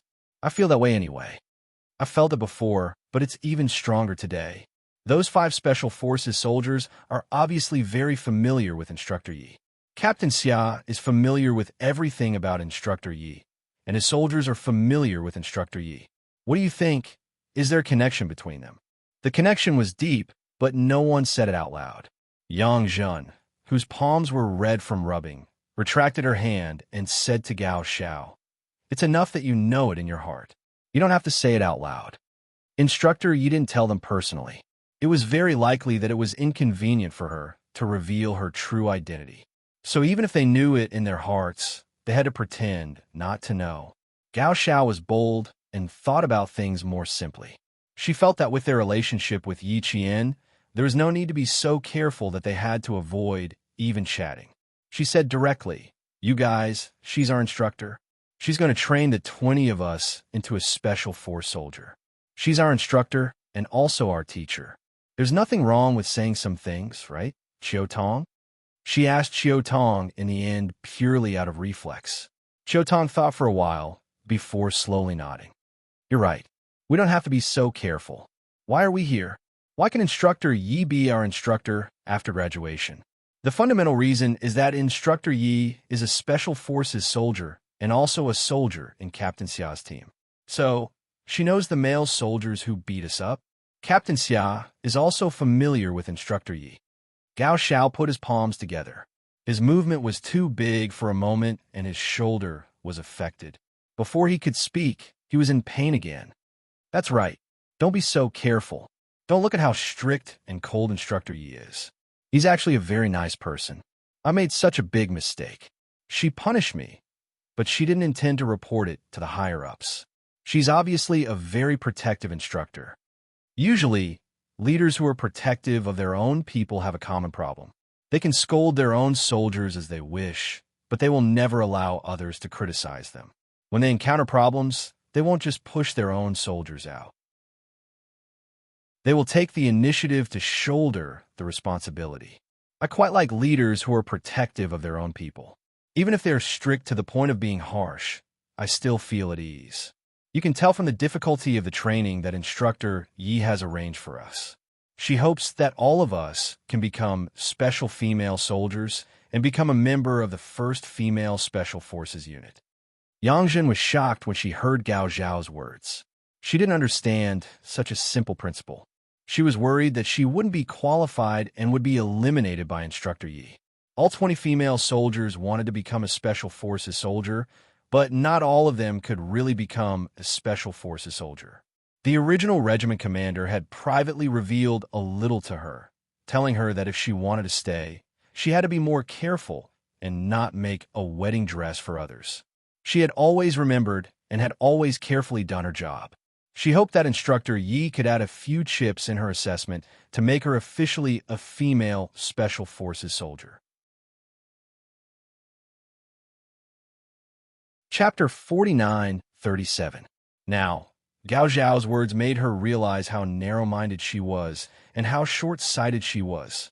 How could Instructor Yi, who trained them diligently, give up on any female soldier. She wouldn't. She only hoped that all the female soldiers could realize their dreams and become a special forces female soldier. Yang Zhen's emotions were fluctuating. Gao Xiao, who was dressed, got up from the small stool and took the safflower oil from her hand.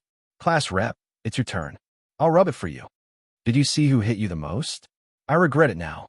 Why did I only think I could beat them up and forget to see who hit me the most?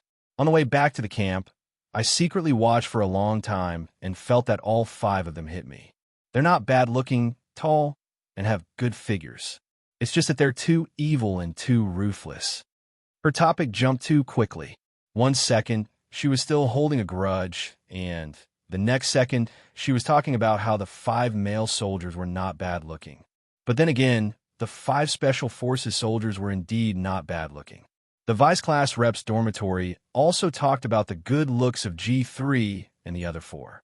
Some female soldiers thought that K7, who didn't say a word and didn't even get angry, was the best-looking. Some female soldiers said that T6, who had a baby face and handsome facial features, was good-looking. There were also some who said that V8 was good-looking. As for Z7, Han Zheng, all the female soldiers thought that his eyes were the best-looking. He was affectionate and gentle. His pair of eyes saved his face. As for G3, they didn't dare to talk about it. It was obvious that G3 had a high status among the 5, so they didn't dare to talk about it. Captain Xia is handsome, Instructor Yi is beautiful, and even their comrades are all handsome. What kind of special forces team do you think they are? Don't tell me they have to see if they're handsome and beautiful before joining. Other than Instructor Yi, are there any other female soldiers in their team? Do they spar with the male soldiers every day during training? Can Instructor Yi win against them? The female soldiers who were resting in the morning talked about Yi Jian, Xia Jinyuan, and G3 when they were applying safflower oil on their hands. What Yi Qian didn't expect was that the female soldiers who were beaten black and blue were determined to target G3 and the others. They wanted to become the female Special Forces soldiers who could beat G3 and the others black and blue. When Yi Qian found out about this, he expressed his full support.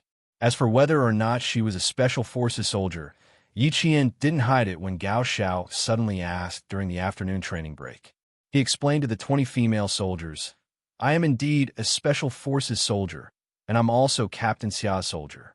The 5 people who almost crippled you are all my comrades." In the wee hours of the morning, Captain Xia and I found their tracks first. After we recognized them, I asked Captain Xia to suggest to his comrades that they could be your practice partners. That's why you're all injured now. If you want to become a Special Forces soldier like them, I believe you can do it. As long as you train hard, you can all become a Special Forces soldier. Okay, now hold the guns and lie down for 2 hours. Whoever loses the bullet on the gun will have to wash the dirty clothes of all your comrades in the dorm. 1, 2, 3, assemble. Yi Qian, who was good at explaining to the female soldiers, didn't let them rest for too long. They said they would rest for 10 minutes, and they only had 10 minutes, not a minute more, not a minute less. G3 and the others who were released from the detention room observed Yi Qian's training of the female soldiers. They all had deep smiles on their faces. Chapter 49-38. Qing Yao was indeed Qing Yao. She could show off her skills wherever she went and was not worried about her talent being buried. Even though she had just graduated from the military academy, she was very good at training female soldiers.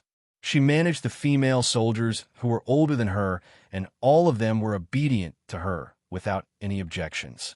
The G3 member smiled and sighed. No wonder the military dared to entrust such an important task to Qing Yao. Who else could they pass it to if not her? They probably couldn't find a more suitable candidate. The T6 member raised his eyebrows. Why don't you think about who Qing Yao is? She's a female soldier who dared to carry out missions with Q King in junior high. No, she wasn't considered a soldier at that time. She was still a student. Junior high, senior high. If you think about it carefully, Qing Yao had already done a lot of big things before she became an adult.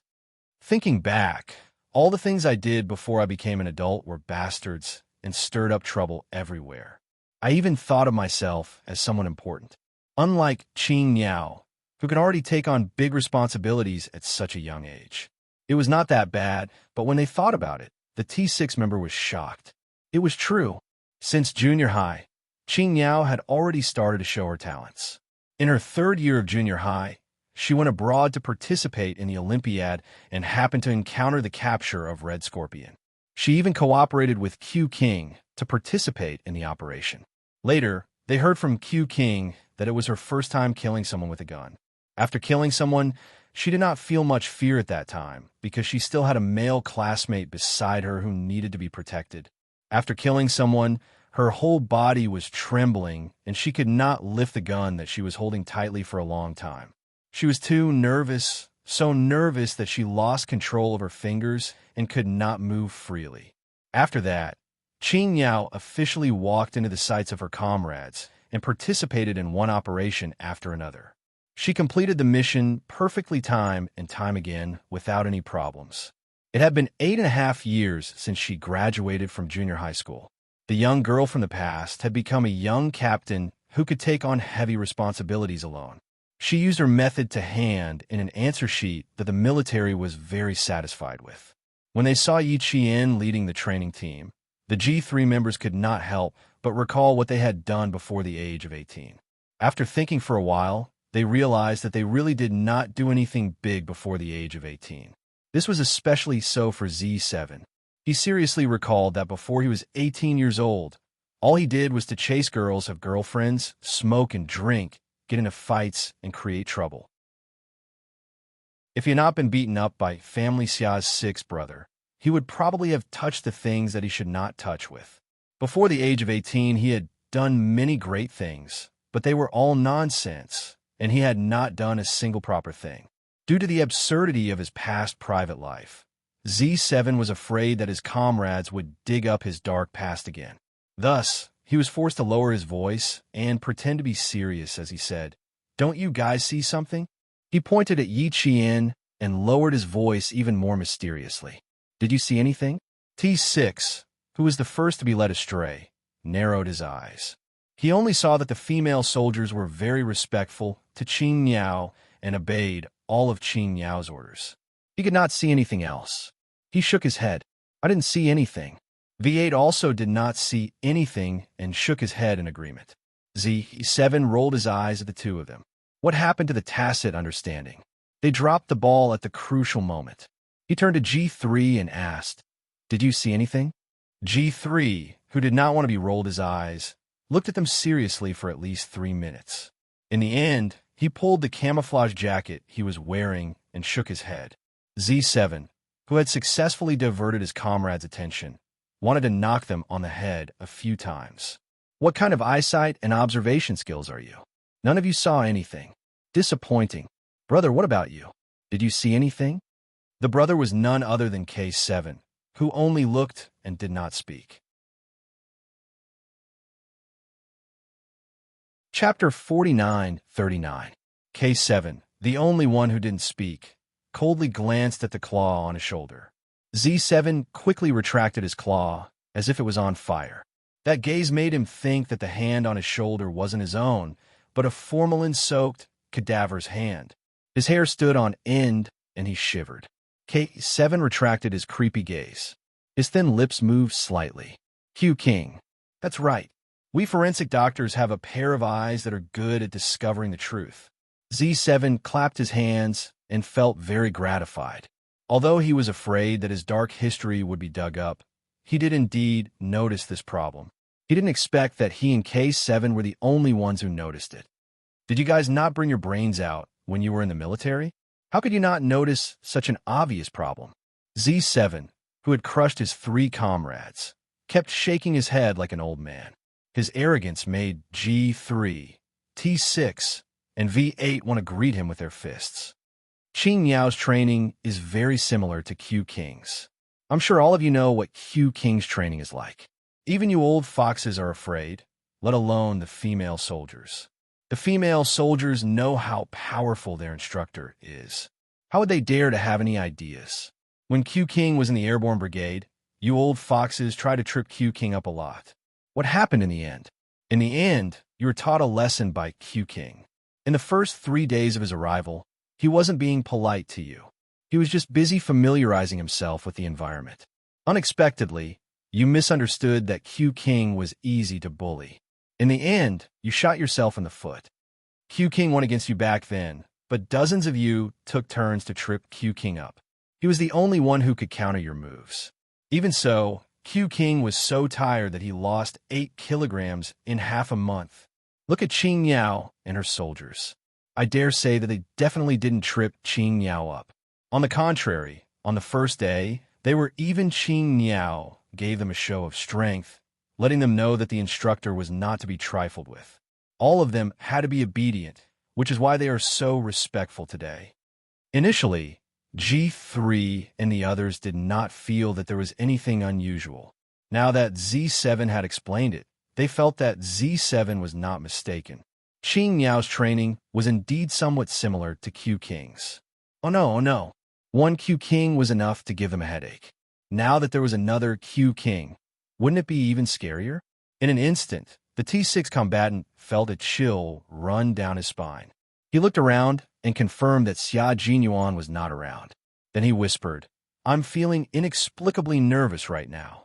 Will we still be able to set up a trap for Q King in the future?" TSK, I don't think it's ever been successful. Not even once. Z7 rolled his eyes again. Stop dreaming. Qing Yao definitely won't help us. I don't have any other requests now. I just hope that Qing Yao can remain neutral in the future. It's best if she just watches from the sidelines and doesn't interfere. V8 and T6 kept nodding their heads. That's right. They did not expect Qing Yao to help them set up Q King. They only hoped that when they set up Q King, she would just watch from the sidelines. K7 looked at them and thought that they were letting their imaginations run wild again. He complained in his heart. Boring. Then, he took the lead and walked away. He just wanted to see how she led the team. If the female soldiers were convinced, he would not be able to help much as a comrade if she was not good at leading the team.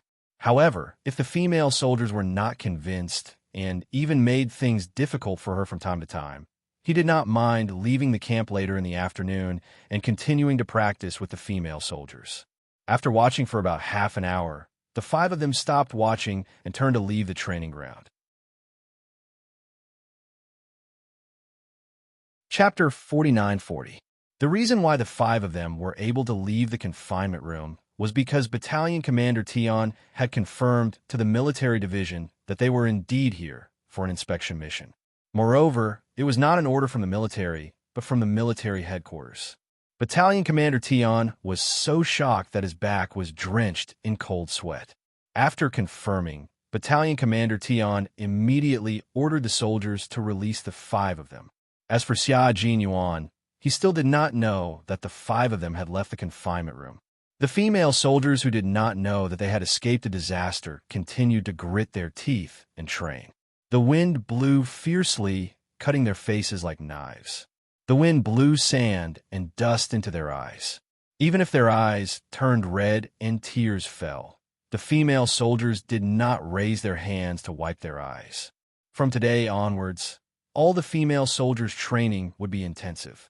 However, holding a gun for 2 hours was the least difficult part of the intensive training. They held the rifle with both hands, the butt of the rifle against their shoulders. Their eyes looked through the sights and stared straight ahead without blinking. Even a number of times they blinked correspondingly decreased. 2 hours of lying on the ground was a little uncomfortable, but they clenched their teeth and endured it. If they did not grit their teeth and persevere, once the bullet on the muzzle dropped, it would be the beginning of a more difficult period. Maintain your line of sight, aim straight ahead, and don't move. Adjust your breathing, slow and long. Don't be deep and shallow at times. Aim at a point on my body. Think carefully about what kind of shooting method you need to use to aim at the target from different directions and hit it with one shot. I told you to look at a point on my body as a target, not for you to shoot.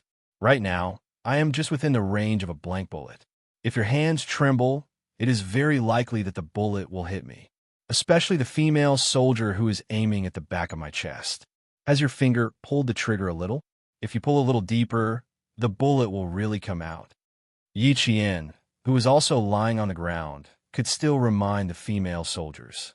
She was lying on the ground in front, which meant that there were 20 Type 95 rifles with blank bullets aimed at her from behind.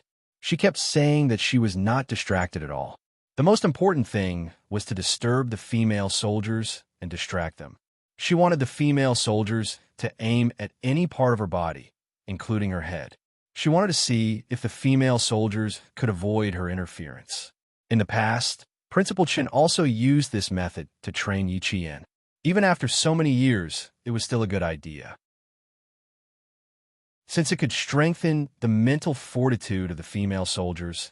It would also let the female soldiers know that their comrades' backs would be left to them. Yi Qian did not have high hopes that everyone would be able to last for 2 hours. After 3 months of intense training, they might be able to do so. The first training was very difficult. Half an hour later, the female soldier's arms began to ache and her fingers began to stiffen.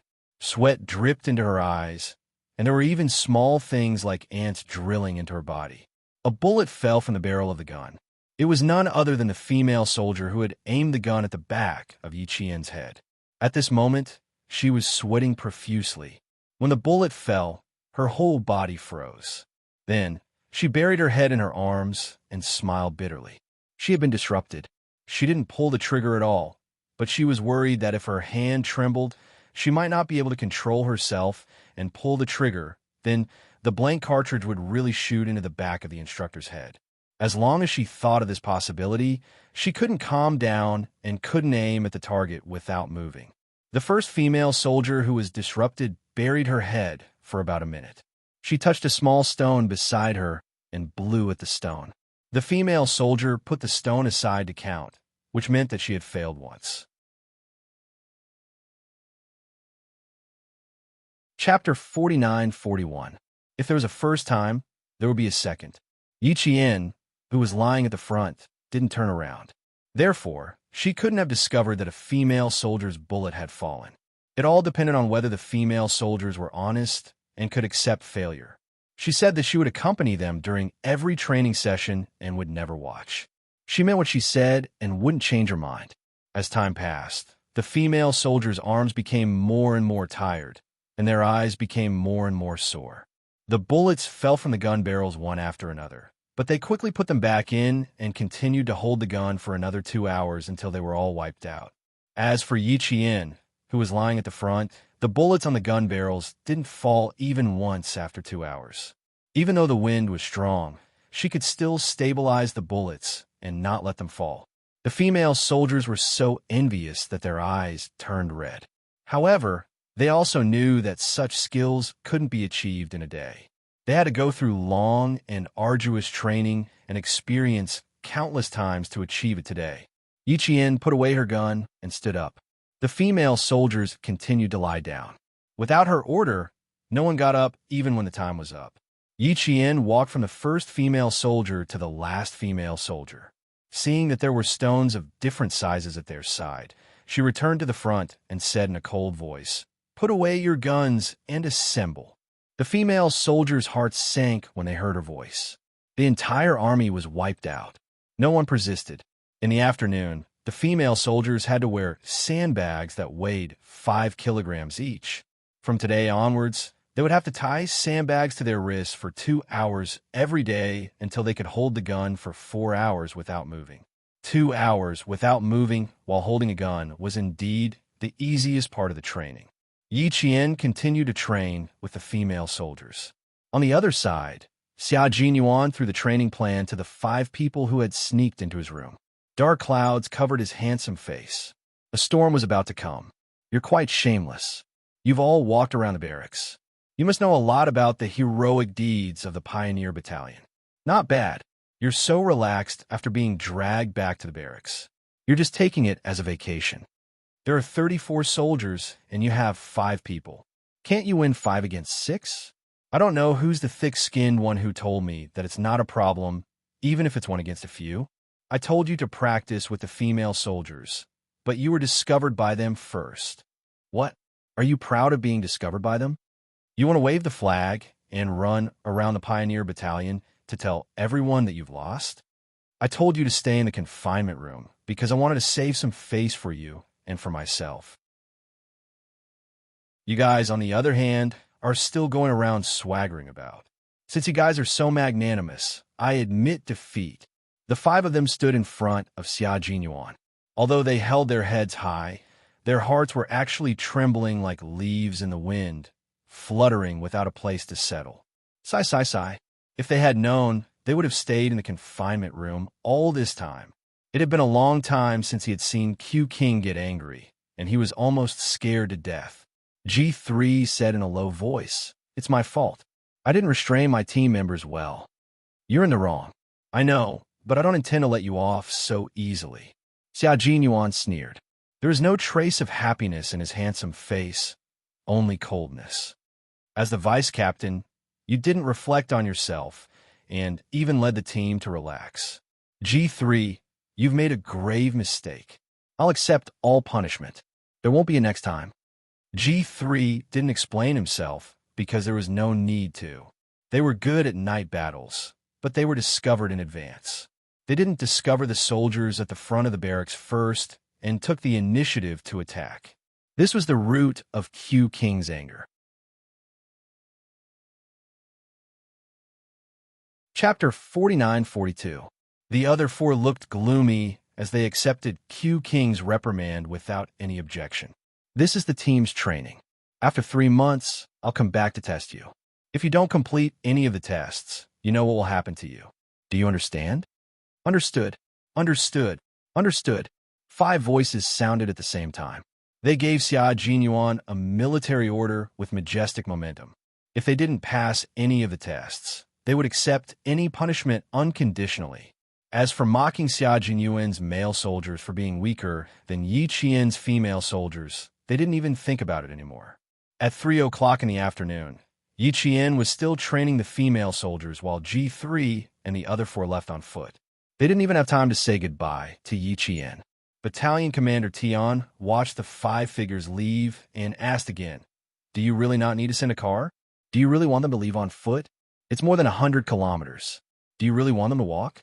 It's snowing heavily the day after tomorrow. Are you sure they can leave before the snow?" He was really worried that this was Captain Xia's arrangement in a fit of anger. He was still worried and wanted to ask again. What if it was really an impulsive decision? Xia Jinyuan smiled and said, "I'm very sure and very sure. It's only 100 kilometers. They'll be there in no time. If the snow doesn't end, it's their own business." Battalion Commander Tian even wanted to secretly send a car to follow them. Why did it feel like Captain Xia was very casual with his soldiers? Battalion Commander Tian didn't ask again because of Xia Jinyuan's insistence. However, the next night, he immediately called to confirm if the 5 of them had arrived at the military station. Battalion Commander Tian was relieved and didn't come back to his senses for a long time after hanging up the phone. The combat power of these Special Forces soldiers was so strong that it made him fearful. Yi Qian knew that G3 and the other 4 had left. Although it was a pity that he couldn't send them off, it didn't affect his mood. He continued to train the soldiers and didn't care about too many miscellaneous matters.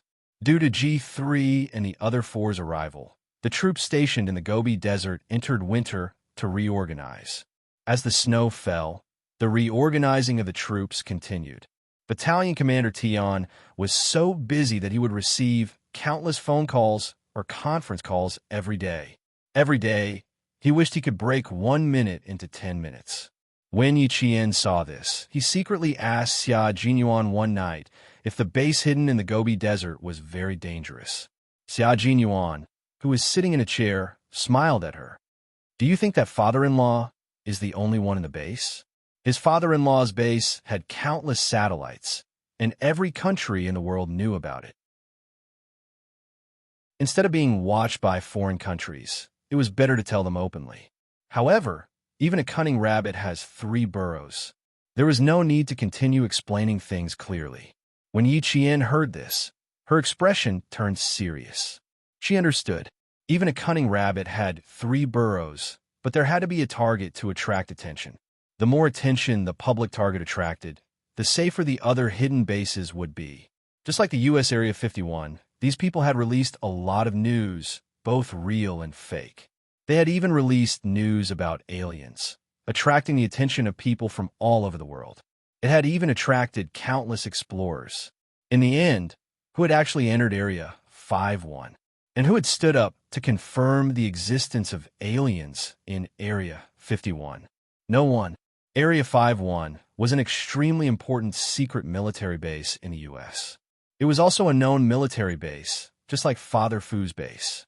It was known, but no one had ever approached it. The more mysterious it was, the more attention it received, and the more it needed to be heavily guarded. This way, it would attract the attention of other countries. After that, Yi Qian no longer asked how many secret bases there were in the Gobi Desert. She only needed to know that the unknown bases were very safe, and Father Fu's base was also very safe. That was enough. Yi Qian, who had arrived in the Gobi Desert in September, began the countdown to the 4th month. The 4 months of intensive training did not matter if the weather was good or bad. As long as it was daytime, no matter how strong the wind was or how heavy the snow was, the female soldiers led by Yi Qian would gather at 5:30 a.m. sharp for the day's training. The Spring Festival also quietly arrived amidst the intense and arduous training.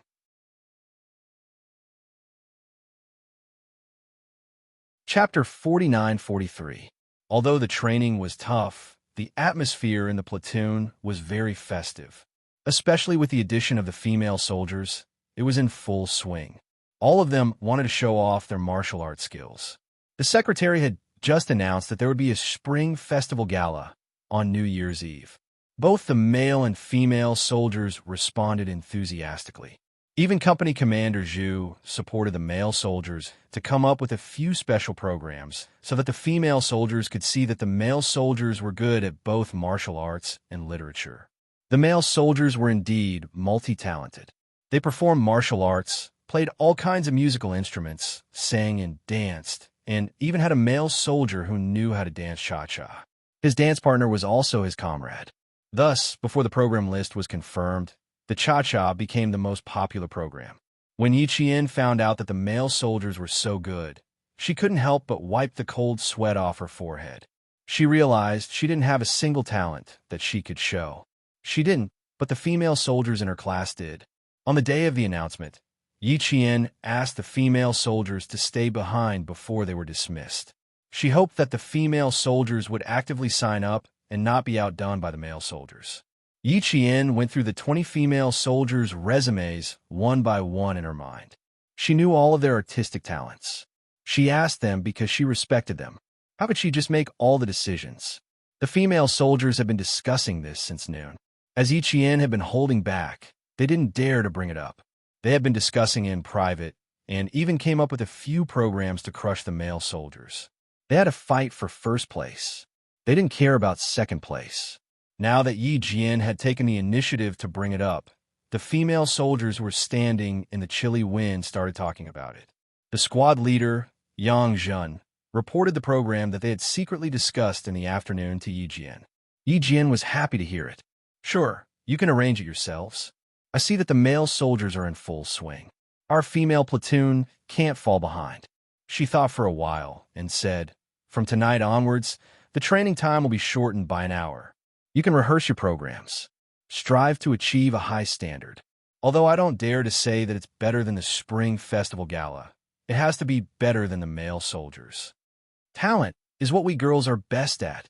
As for herself, she chose to be a spectator. When the female soldiers heard that Yi Qian had even shortened their training time by an hour, the news was too sudden, so much so that they couldn't quite believe it. A female soldier asked cautiously, "Instructor, are you really going to shorten the evening training time by 1 hour? Then what about this 1 hour of training?" This was very important. He had to get to the bottom of this. Yi Qian raised his eyebrows and smiled. His smile was like a blooming flower, but it made the female soldier want to slap herself.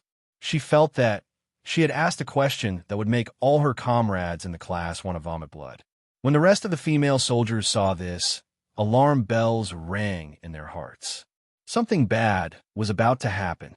When Yi Qian saw that the female soldiers were like kittens with their hair standing on end, the smile on his face deepened. Don't worry. We can compress the 1-hour training. We won't miss any part of the training. As expected, she knew that with instructor Ye's strictness, how could he let them off so easily? There must be a backup plan. There must be arrangements. Slacking off? Don't be so optimistic. The female soldiers' faces instantly turned green. It was as if all the energy in their bodies had been sucked out. Don't underestimate the 1-hour training. Every hour of their training was high intensity and difficult. After compressing it, the female soldiers couldn't help but tremble.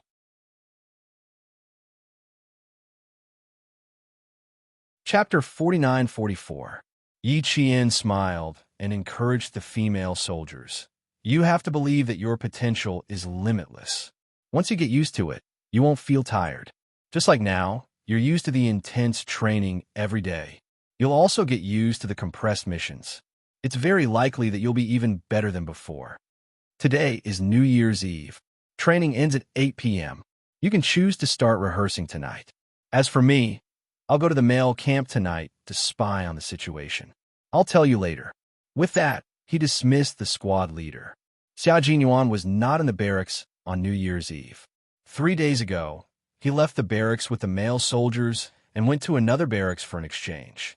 He would be back in the morning at the latest, or he might be back tonight. Yi Qian thought that he would be back in the morning. Who knew that he would be back at 7 p.m. on New Year's Eve? When he found out that the barracks would be holding a welcoming party, Battalion Commander Tian even smiled and asked him, as an instructor, if he would like to go on stage and perform with Instructor Yi from the female soldier class. Xia Jinyuan thought about it and answered Battalion Commander Tian seriously. Forget about the performance. Leave it to the soldiers. As for me, I just want to be a quiet, pretty boy in the audience. With Yi Qian by his side, he wanted to be a quiet, pretty boy, watch the performance with his girlfriend, and welcome the new and the old together. When Battalion Commander Tian mentioned Yi Qian, Xia Jinyuan remembered that he and Yi Qian had known each other for 8 years and had been in a relationship for 5.5 years. However, they had never really spent the Spring Festival together. They had spent many national holidays together, but not once during the Spring Festival. Therefore, this was their first time spending the Spring Festival together. He just wanted to be with Yi Qian. Battalion Commander Tian laughed heartily. What a quiet and handsome man. This Captain Xia was really interesting. You are a handsome man. A few days ago, Zhu Zhongwu told me that you have been in our camp for so long, but your skin is still so white, unlike him. His teeth are almost black from the sun's rays. Instructor Yi isn't tanned at all. Xia Jinyuan raised his hand and looked at the back of his hand. It was true. He and Yi Qian were both people who didn't get tanned. Even if they did, their skin would turn white within half a month. It couldn't be helped. They were so well matched inside and out. After reporting to Battalion Commander Tian, Xia Jinyuan, who was still feeling cold, ignored his fatigue and went to look for Yi Qian. Halfway there, he suddenly remembered that Yi Qian was still training. Even if he went to look for her now, she wouldn't see him. Thus, she decided to return to her room and change out of her dirty clothes. Stepping on the dry snow, Xia Jinyuan returned to his room. He first went to the boiler room to fetch 2 pots of hot water for a bath, then cleaned up the blisters on the soles of his feet. After that, he bent over the table and wrote down his experience from the exchange over the past 4 days so that he could hand it over to Battalion Commander Tian tomorrow. Xia Jinyuan did not hear the sound of the door next door opening until about 10 minutes past 8 in the evening, followed by the familiar sound of footsteps. His girlfriend, who was only a wall away from him, had returned. Yi Qian did not immediately realize that her boyfriend was in the room. She unbuckled her belt as she walked towards the head of the bed. It was only when she looked through the window and saw the light shining into the snow next door that she realized who it was. Yi Qian put her belt away and quickly walked out of the room. Xia Jinyuan heard the sound of her footsteps, and a deep smile appeared in his eyes. Just by listening to the sound of her footsteps, he knew that she had walked out of her room again and was walking towards him. Yi Qian walked out of her room. Xia Jinyuan, who had put down his pen, also walked towards the door. Just as Yi Qian was about to knock on the door, Xia Jinyuan opened the closed door. A handsome, short-haired man appeared in front of Yi Qian with a smile on his handsome face. Instructor Yi, what a coincidence.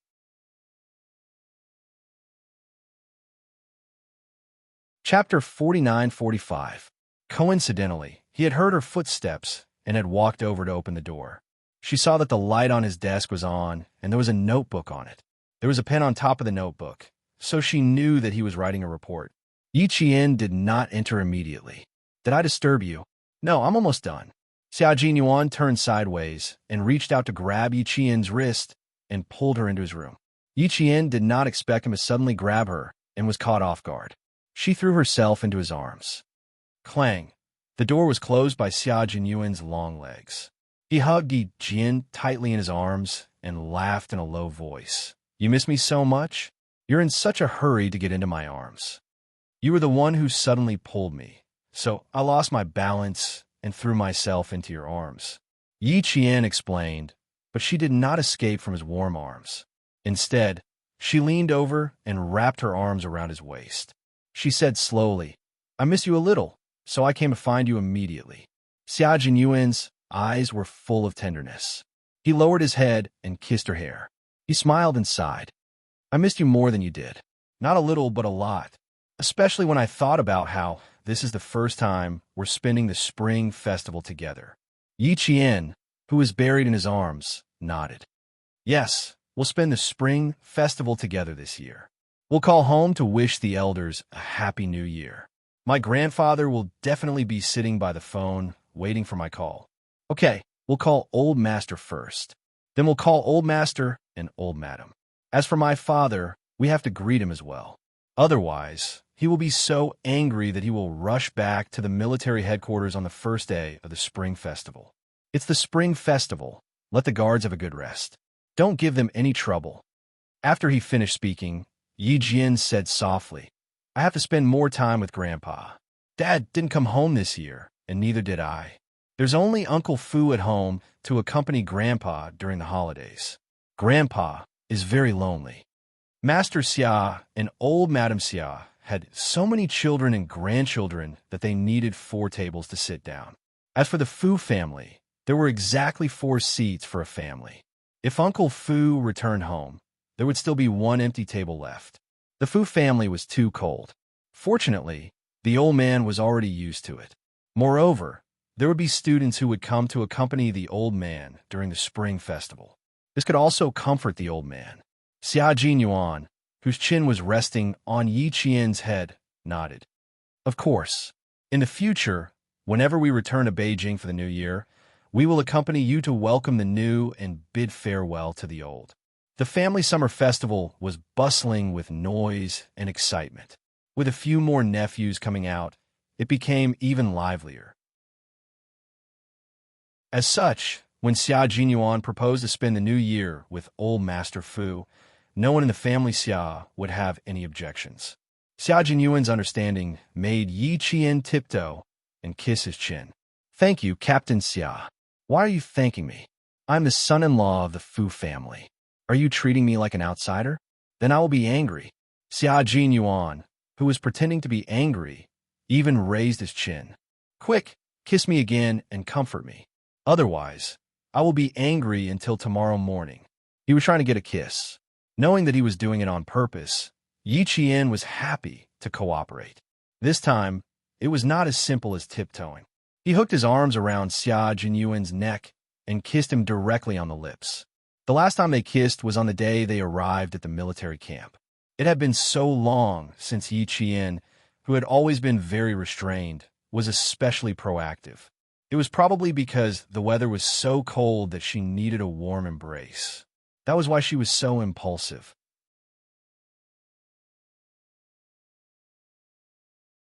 Chapter 49-46. Xia Jinyuan gladly accepted the kiss. He held the back of Yi Qian's head with one hand and pressed their lips closer together. Their lips and teeth were intertwined with each other. Yi Qian kept his arms around Xia Jinyuan's neck and passionately responded to his feelings. Like a moth to a flame, He poured all the love he had for 2 lifetimes on his Xia Jinyuan and never regretted it. Outside the window, there was white snow drifting down. The light in the window was bright, and the 2 of them were entwined on the wall. Although the weather was cold, people's hearts were as warm as spring. The 2 of them agreed to be audience members that night. They would sit below the stage and watch the soldiers perform. After the performance, the 2 of them would go out for a walk and wait for midnight to come. They would send off 2003 and usher in a brand new 2004. The 2 of them agreed to be audience members, but their soldiers didn't want to let them go. The male and female soldiers bumped into each other and whispered to each other like thieves. In the end, they reached an agreement to invite the instructors to perform. The next day, at 8 o'clock, the female soldiers surrounded Yi Qian, who was about to leave. Yang Zhen stood up to express the thoughts of all the female soldiers. When Yi Qian saw that she was surrounded, it was obvious that they didn't want her to leave easily. She glanced at the female soldiers with a smile and asked, "Whose idea was it? Gao Xiao, was it you?" She was the only one who had the guts to suggest it.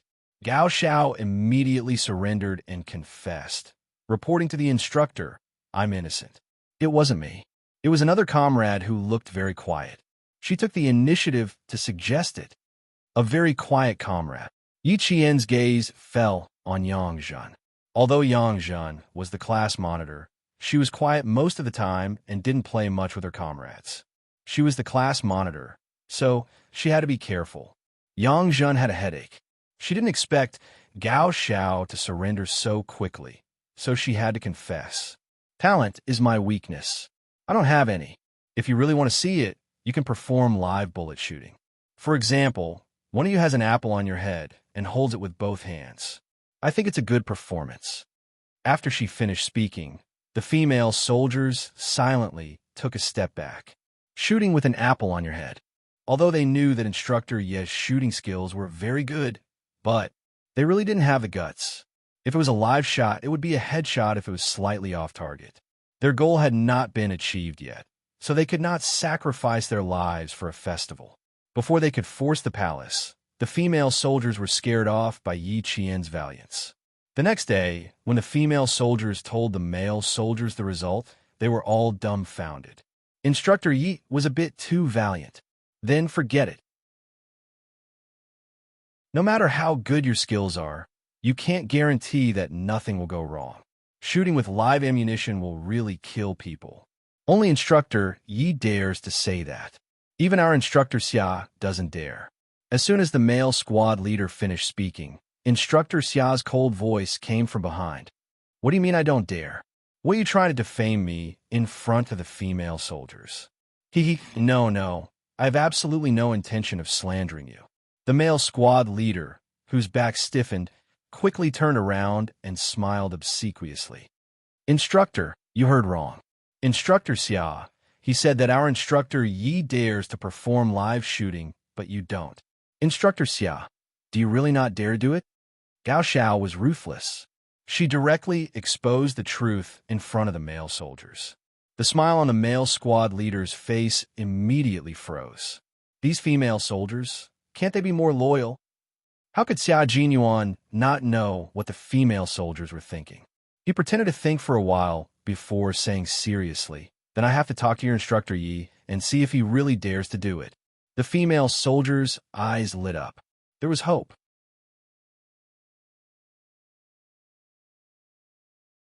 Chapter 49-47. When the female soldiers saw that there was hope, they wanted to encourage Xia Jinyuan to talk to Yi Qian personally. However, they swallowed their words. Instructor Xia and Instructor Yi were on the same side. How could they encourage Instructor Xia? That would not work. However, Instructor Xia's words were obviously interesting. If they did not ask clearly, they would keep thinking about it. Finally, the desire to see Yi Qian's performance prevailed. Gao Xiao, who was the most courageous, spoke up. Although she spoke boldly, her voice was so soft that it sounded like she had something in her mouth. It took some effort to hear clearly. The female soldiers were all quite afraid of Xia Jinyuan. Even if he was handsome, the female soldiers did not have any feelings for him. Usually, when they saw Xia Jinyuan, They would stay as far away as possible. Instructor Xia was handsome, but it was obvious that he was not a man who was easy to get along with. The rational female soldiers would not torture themselves for a handsome face. This was also why, when Xia Jinyuan came to the army, even if he had a handsome face, none of the female soldiers had a crush on him. They were already scared away. So what was there to have a crush on? Of course, there was also a reason why there were no female soldiers in his army. At this moment, Gao Zhao's vague words made Xia Jinyuan smile without saying anything. It was not a big smile, but a fake one. Gao Xiao immediately regretted it. She no longer had the courage. She tightened her shoulders and quickly stepped back, afraid that Xia Jinyuan would recognize her. The female soldiers did not dare to mention it again. What was the use of being handsome? His ferocious appearance was scary. It was better to leave quickly. Thus, the female soldiers who were discussing with the male soldiers just now left one after another. With the same excuse, they went to rehearse. Once the female soldiers left, the male soldiers also wanted to leave. However, Instructor Xia did not say anything, so they did not dare to. It's time to show your masculine charm. Rehearse well. Don't lose to the female soldiers. Once the female soldiers left, Xia Jinyuan ordered the male soldiers with a cold face to show their strength during the rehearsal. No matter what, they could not fall behind. As for the live shooting, Xia Jinyuan touched his chin and expressed that his girlfriend's suggestion was good. He could be a live target, and she would shoot him. Their cooperation was perfect, and her performance was stunning. At the end of the day, this was another way for Lieutenant Colonel Xia to publicly display his affection. It couldn't be helped. After hiding for so many years, the daughter-in-law had finally become a mother-in-law. Lieutenant Colonel Xia wanted to dig out all the secrets he had hidden for the past few years and bask them in golden light, blinding the eyes of all the bachelors. Being so high-profile, yet not known by others, Lieutenant Colonel Xia had no reason not to show off his affection for his comrade-in-arms. Not only did he have to show off, but he also had to show it off well, so that everyone applauded. Everyone felt that the two of them had a tacit understanding. Lieutenant Colonel Xia was indeed Lieutenant Colonel Xia, using such a way that no one doubted their relationship. To show off their affection not only satisfied his desire to show off as an old virgin, but also won the applause of the audience. Even if the entire hall was cheering for the two of them and had nothing to do with the two of them being together forever. So what? So what? Weren't the applause and cheers for the two of them? The more he thought about it, the more Lieutenant Colonel Xia felt that it was feasible. He became more and more eager for the New Year's Eve party to arrive soon. Today was only the 26th day. There were still 4 days until New Year's Eve. Lieutenant Colonel Xia felt that time was a little hard to pass. Initially, Xia Jinyuan had intended to let the camp know that he and Yi Qian were actually comrades. He and Yi Qian had a tacit understanding. If the two of them were not comrades, it would be easy to arouse suspicion. As long as the two of them were comrades and had a superior and subordinate relationship, it would save a lot of trouble.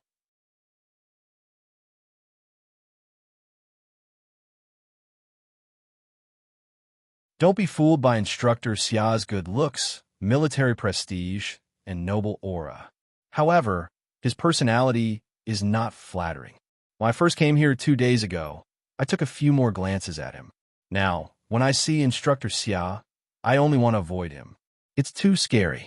I keep feeling like I'm being targeted by an executioner when he glances at me. What about you guys? Do you feel the same way? At this moment, Yi Qian's eyes widened when he heard this. Fortunately, it was late at night, so no one noticed his momentary loss of composure. Executioner.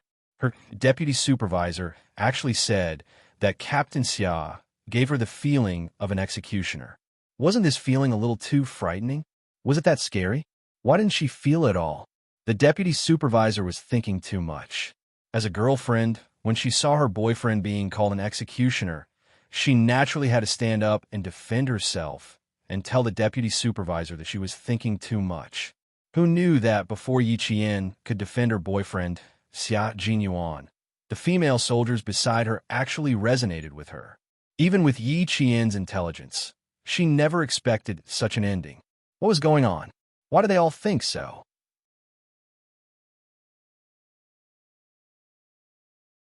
Chapter 49:49. Yes, I have this feeling too. It's a scary feeling. I'm also avoiding Instructor Xia now. So you guys are the same. I thought I was the only timid one who felt this way. I always feel that if I fall into Instructor Xia's hands one day, I won't be able to keep my life. The army needs a fierce soldier like Instructor Xia who can make the enemy tremble in fear. Don't worry about anything else. Just stay as far away from him as possible. Don't let him catch you, or you'll die a horrible death. The male soldiers are amazing. They can live peacefully for almost 5 months under Instructor Xia's hands. They're still stronger than us. Yi Qian's mouth twitched the entire time. He only thought that he had heard a strange Captain Xia. How was her man fierce? How was he cruel? She must have heard a fake Captain Xia, a very strange one that she didn't know at all. But there was a problem here. If one person thought that Captain Xia was fierce and another person was afraid, it could be explained. But if the 20 female soldiers all thought the same thing, then it was strange. It was impossible for all 20 female soldiers to misunderstand Captain Xia. It was impossible for all 20 female soldiers to feel the same way. Gao Xiao said seriously, No. The most powerful soldiers are not the male soldiers, but our Instructor Yi. Instructor Yi, don't you think so?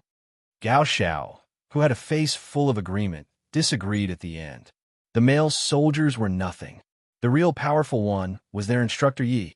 Yeah, that was true. The male soldiers had only been with Instructor Xia for less than 5 months. Instructor Yi was different. She was Instructor Xia's soldier. Being soldiers under the fierce Instructor Xia, the female soldiers suddenly felt that their Instructor Yi had been so outstanding all this time must have something to do with Instructor Xia. Such a fierce person, male and female soldiers were treated equally by him. In front of the captain who treated them indifferently. Who dared to be lazy? No one dared. They were afraid of losing their lives. The discussion changed from Xia Jinyuan's fierceness to Yi Qian's fierceness in an instant. Yi Qian, who really wanted to be invisible, rubbed his forehead helplessly. Everyone thought so of Captain Xia. There was only one possible explanation. Captain Xia deliberately used this method to keep a distance from the female soldiers. Taking a deep breath, he smiled and said, You guys are thinking too much. I feel that I and the Instructor Xia, are two completely different people.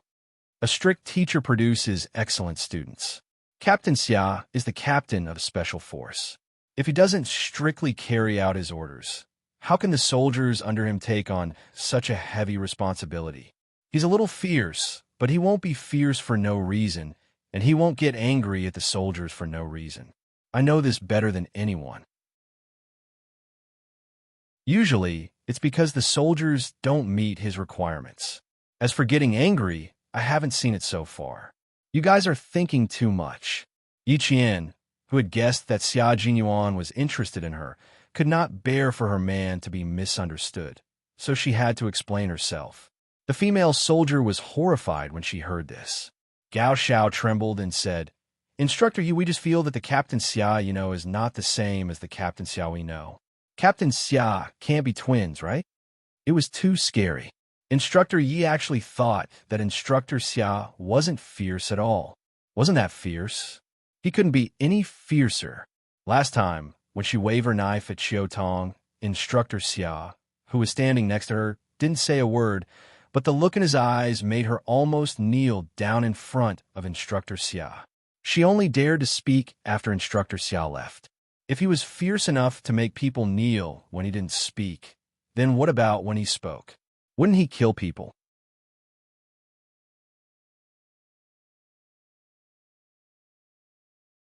Chapter 49:50. The Captain Xiao we know is definitely not the same. We must be mistaken. Gao Xiao rubbed her arms. She did not listen to Yi Qian's explanation at all. She was like that, and so were the other female soldiers. They all nodded and agreed. It's not the same. It's definitely not the same person. He's fierce and ruthless. He's not as reasonable as Instructor Yi. No, the male soldiers all say that Instructor Xia is scary. That's why they say Instructor Yi is the best. They actually think that Instructor Xia is normal, just a little strict. The female soldiers did not listen to Yi Qian's explanation at all. What else could Yi Qian say? She nodded and said seriously, "Maybe it's because I'm already used to Instructor Xia's military style. That's why I didn't have such a fierce reaction." This explanation was reasonable, and the female soldiers nodded in agreement. "So, you're already a qualified Special Forces soldier at a younger age than us, while we're still fighting for our goals. Instructor Yi, we still have 2 months left. Why don't you be more strict? Work hard to be like Instructor Xia?" Yi Qian said that she would definitely work hard to be like Instructor Xia and train them strictly. Gao Xiao, who was walking beside them, heard this and went back and forth. She really wanted to tell Instructor Yi, "If you really want to be like Instructor Xia, you won't be able to get married in the future. No matter how beautiful you are, no man will dare to marry you. Just like Instructor Xia now. So what if he's handsome? He's definitely still single." Yi Qian did not hear Gao Zhao's thoughts and quickly ended the conversation.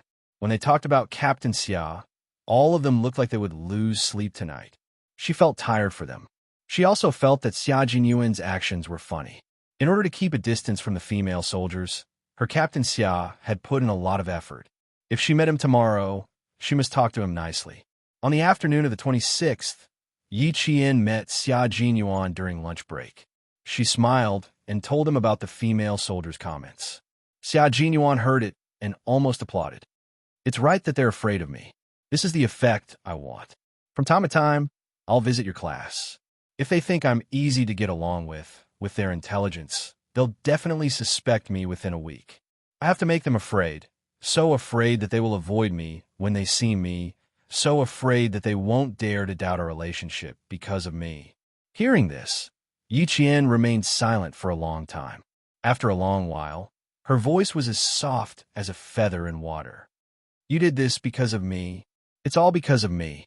In order to let her lead the team and train in peace without hearing any rumors, he used such a self-destructive method to silently protect her, but she did not notice it at all.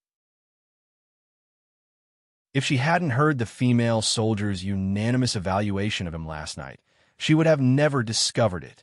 Xia Jinyuan's thin lips curved slightly. "I didn't interfere with your training, but I can't let you be questioned because of me. If you hear some unpleasant words, it might even affect your future. I can't let you go in the army and spoil you in my heart, but in life, I want to protect you and be your escort. Otherwise, my existence will be meaningless, and you don't need a man who will always drag you down. I don't need others to see how good I am. I don't care if they misunderstand me or slander me. I don't care. The only person I care about has always been you." Xia Jinyuan's gentleness and kindness had always been only for Yi Qian, and only Yi Qian knew about it.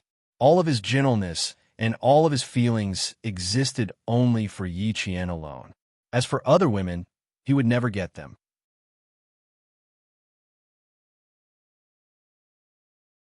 Chapter 49-51. Xia Jinyuan was a man of action. He would keep every promise he made. Either he didn't say it, or he would do it. He was a man of character. When Yi Qian left his room, her nose was a little stuffy. How was her Captain Xia fierce? He was very gentle, but only she knew his gentleness. After that, when the female soldiers talked about Xia Jinyuan's fierceness again, Yi Qian didn't stand up to explain because there was no need. It was enough for her to know that he was a good man. As for the talent show at the orientation party, Xia Jinyuan didn't tell Yi Qian because he forgot about it as they talked. At noon on the 28th, Battalion Commander Tian bumped into Yi Qian, who was eating in the cafeteria. He took his plate and walked over. When the female soldier sitting opposite Yi Qian saw this, she immediately gave up her seat. Yi Qian was a little surprised to see Battalion Commander Tian. She lowered her voice and asked softly, "When did you return to the camp?" As the end of the year approached, the atmosphere of the Lunar New Year was getting more and more intense. The military was also getting busier, especially at the border outposts. The people were celebrating the Lunar New Year, so the military increased their patrols to ensure the safety of the country. Battalion Commander Tian was busier than any other soldier. In order to ensure the safety of the various bases in the northwest and prevent criminals from sneaking in, Battalion Commander Tian couldn't return to the camp for 3 to 5 days. When he returned to the camp this time, he arranged for soldiers to be in charge of patrolling and standing guard. When he saw Yi Qian eating, Battalion Commander Tian suddenly remembered what Xia Jinyuan said a few days ago. He wanted to ask Yi Qian if she was ready. Yi Qian was confused. If Battalion Commander Tian didn't mention it, she wouldn't have known that she would be performing on stage. Facing Battalion Commander Tian, who was still full of praise, Yi Qian put down her chopsticks with a smile and said, "Instructor Xia and I are still discussing. We're still discussing." The smiling Yi Qian didn't dare to say that she didn't know. She only said that they were still discussing. She really didn't know that Captain Xia would make the decision for her so happily. Battalion Commander Tian misunderstood and said seriously, "We have to discuss it properly. We can't just make a decision casually. If we can't come to a conclusion, I think we should change the program. I think singing is pretty good. Dancing is fine too. It's artistic and refreshing. How good is that?" The corners of Yi Qian's mouth stiffened. He laughed dryly. "Then let's go with shooting. It's more interesting and hot-blooded. Literary and refreshing." Her forehead was about to break out in sweat. Talent was her weakness. Literary and refreshing were destined to be far away from her. Seeing this, Battalion Commander Tian let out a long sigh. "You Special Forces soldiers are really stubborn. Then you should discuss it with Instructor Xia. If it doesn't work out, it's also good to be an audience with us." At the end of the day, Battalion Commander Tian was still worried that something would happen. Yi Qian also wanted to be part of the audience, so he immediately chimed in. "It's good to be part of the audience. I like being part of the audience too. It's better to leave the stage to the talented soldiers. People like me will only make a fool of myself." Make a fool of himself? Battalion Commander Tian didn't believe it. "Oh, you're too humble. Actually, I also want to see Instructor Ye's talent show. If he can't shoot, then he can sing and dance." Battalion Commander Tian didn't believe it. There was nothing Yi Qian could do even if he didn't believe her. She really didn't have any talent. Instead of singing and dancing, she might as well shoot. After the meal, Yi Qian chatted with Battalion Commander Tian as they walked out of the canteen. After they left the canteen, Battalion Commander Tian immediately went back to work. Yi Qian rushed back to his room to wait for Xia Jinyuan to come back. The entire dormitory in the barracks was not locked. It was only occasionally locked at night when they went to sleep.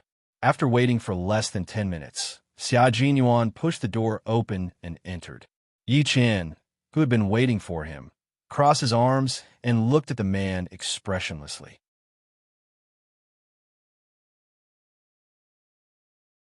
Chapter 4952. Xia Jinyuan did not expect Yi Qian to be waiting for him in the room. He could tell something was wrong with one look. Seeing this, he couldn't help but close the door gently and even bolted the door. "Why do you look like you're in a bad mood? Did I make you angry?" Yi Qian would never bring his emotions to Xia Jinyuan in the army, so Xia Jinyuan directly asked if he had made Yi Qian angry. "I heard that Captain Xia is planning to show off his skills at the freshman welcoming party." Yi Qian did not want to beat around the bush and directly stated his intentions. "Why did you include me? If I didn't meet Commander Tian just now, I would still be in the dark." There was nothing to be angry about, but he felt a little wronged. He could have told her directly, so why did he hide it from her? When did she not cooperate with him? She had always supported him in whatever he wanted to do. The self-reliant Yi Qian would only act like a little girl in front of Xia Jinyuan, just like how Xia Jinyuan would only act like a little boy in front of Yi Qian. It could also be considered a little fun between lovers. Xia Jinyuan only remembered this when he heard this. He did not even take off his military cap and quickly coaxed his girlfriend. "I didn't hide it. I didn't hide it. I was so busy that I forgot. If Commander Tian didn't mention it today, I would have completely forgotten about it."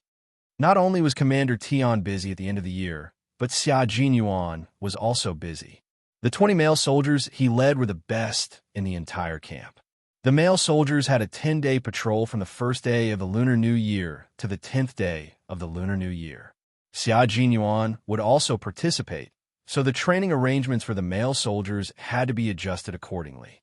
Yi Qian did not know that Xia Jinyuan would leave the camp at 1 o'clock in the morning on the first day of the Lunar New Year and would not return until the evening of the 10th day of the Lunar New Year.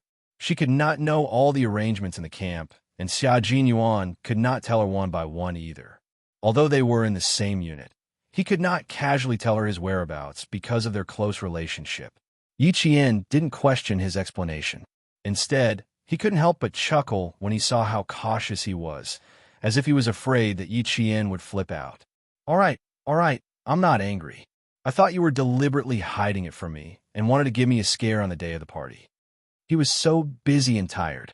How could she bear to let him coax her? It was just a small matter. Moreover, his attitude had already told him that he had indeed forgotten and had no intention of hiding it. Xia Jinyuan heaved a sigh of relief. You really scared me. You rarely look at me like that. You've improved. You're even able to intimidate me. I was pretending. You couldn't tell? Yi Qian didn't believe her. With his ability to see the big picture, how could he not see through her intentions? Xia Jinyuan laughed. I really couldn't tell. It's rare to see you like this. How could I have a mood to observe if you were pretending? Not bad. Come, touch my forehead. After he finished speaking, he bent over slightly and moved closer. Yi Qian raised his hand and touched it. His palm immediately became damp. You're all sweating from fright? That was a little exaggerated. Yeah, I'm really sweating from fright. Xia Jinyuan grabbed Yi Qian's hand that he wanted to withdraw and naturally went along with it. I'm already sweating from fright.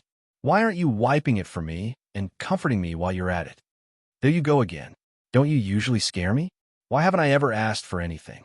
Yi Qian had always been helpless against his insatiable nature. Xia Jinyuan raised his eyebrows. I've never stopped you. Feel free to ask for anything from me.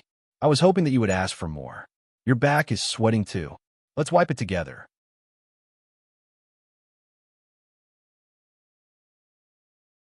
Chapter 49:53. Yi Qian, who was wiping the sweat off his forehead, was amused by his shamelessness. Looks like you didn't sweat because of me, but because you ran all the way here. It's -9 degrees Celsius. How can I sweat from running? Of course you can. I've tried. He refused, but his hands were honest. He took a towel and wiped the sweat off his back. Battalion Commander Tian doesn't want to perform live target shooting. He's afraid that something might go wrong. Why don't you change the program? As long as it's not singing or dancing, I'll cooperate. Xia Jinyuan, whose waist was exposed, thought for a moment and shook his head. Let's just shoot. We'll leave them with a good memory before they leave so that they can set this as their goal. Even if we leave the Pioneer Battalion, they won't let their guard down. They're all soldiers who want to go further. Let them know that there's always someone stronger. Also, it'll be stimulating for them. Yi Qian definitely wouldn't agree if he said that he wanted to show off his skills. Then, he had to elevate his thinking. Yi Qian didn't insist when he heard that he had such an arrangement. We still have to practice. Also, should I be the live target, or should you be the live target? Is there a need to discuss it? Of course it's me. Xia Jinyuan didn't hesitate at all and put himself in danger. He didn't think that he would be in danger either. He believed in Yi Qian's shooting skills and believed that she wouldn't put herself in danger. Yi Qian, who had finished wiping his sweat, put his hand on his back and said, Okay, then we'll perform this. He trusted her so much. How could she let him down? Soon, their program was reported to the officer. The officer didn't understand what live target shooting was, so he asked a few more questions. After Xia Jinyuan explained the program, the officer's hand trembled. Even Instructor Xia, who was from the Special Forces, had such a unique performance.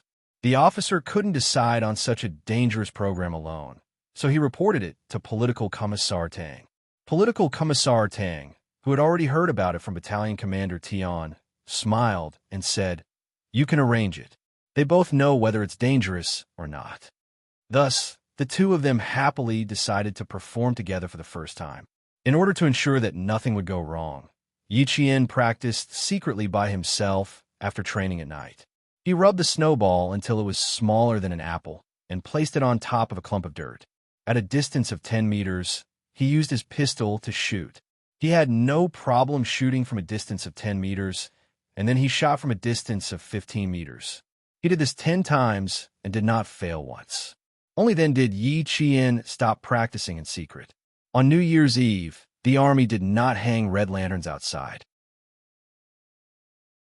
There were only red paper and black words "Peace" written by Political Commissar Tang at the entrance of the barracks. From the outside of the barracks, one couldn't tell that it was the new year. However, the canteen had changed greatly. There were colorful lanterns and strips that had been used for years. 10 soldiers competed to blow until their cheeks hurt. They tied up the 200 colorful balloons and pasted them all over the canteen. They also pasted several spring festival couplets written by Political Commissar Tang. The jubilant welcoming party entered the countdown. At this time, the male and female soldiers didn't know that their instructor Xia and instructor Yi would be performing tonight. They chose a total of 16 programs and took advantage of the time to complete the last rehearsal before the party started. It was also the only rehearsal they would have. Many of them were participating in the performance. After the party, they would immediately leave the barracks to patrol. They had already packed their backpacks and were ready to set off. Xia Jinyuan was also packing his backpack. He had prepared a lot of things for a 10-day patrol.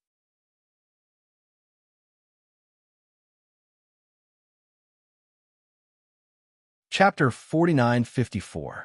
Yi Qian, who had arranged for the female soldiers to stand guard, thought that since the gala was about to start, she and Xia Jinyuan did not have a single rehearsal, so she came over as usual.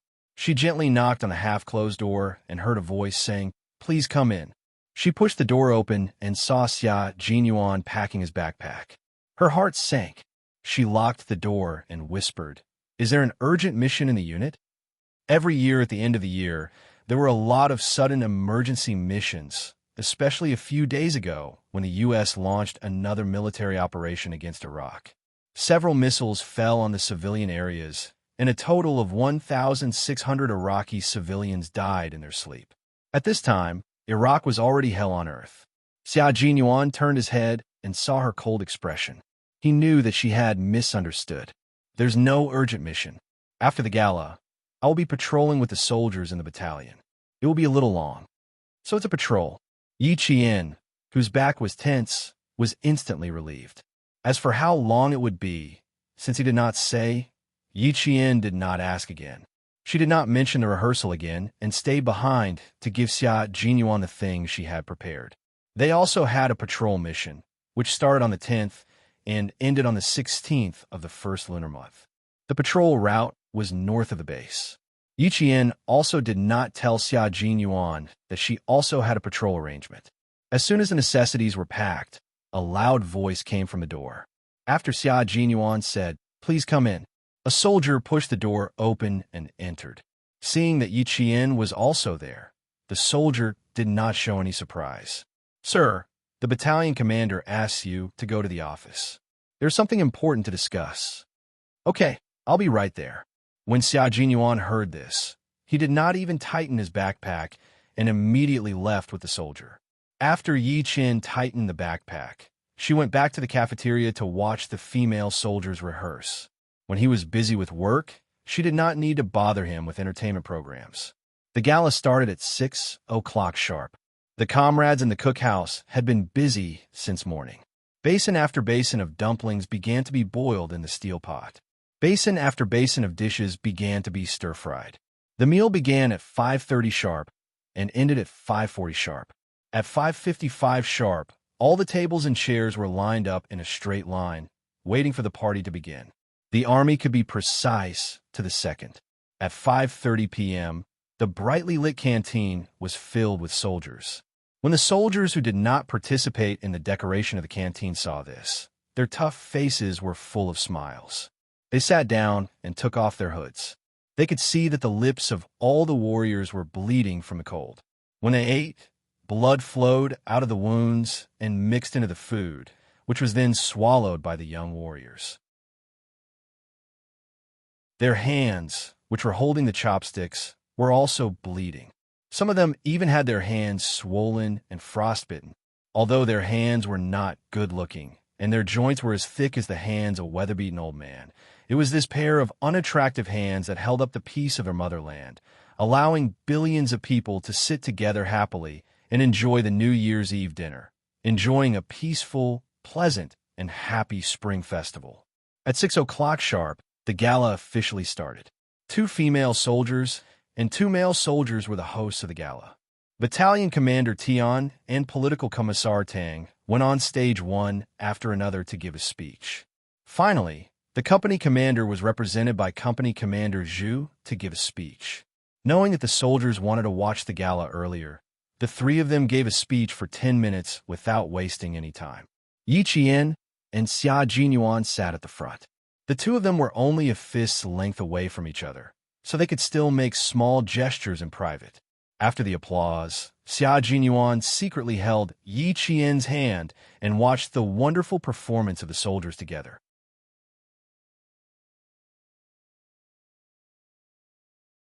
Chapter 49-55. Although the stage, carefully arranged by the soldiers, was not gorgeous and could even be called simple, no one paid attention to it. All of their attention was focused on their comrades who were performing happily in the center of the stage. There were skits, crosstalk, singing, dancing. It was welcomed with cheers.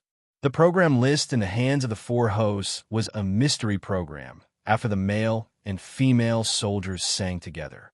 Gao Xiao looked at it for a long time and asked the male soldier who was with her, "Mystery program? What kind of mystery program do the male soldiers have? Didn't they all perform during the rehearsal?"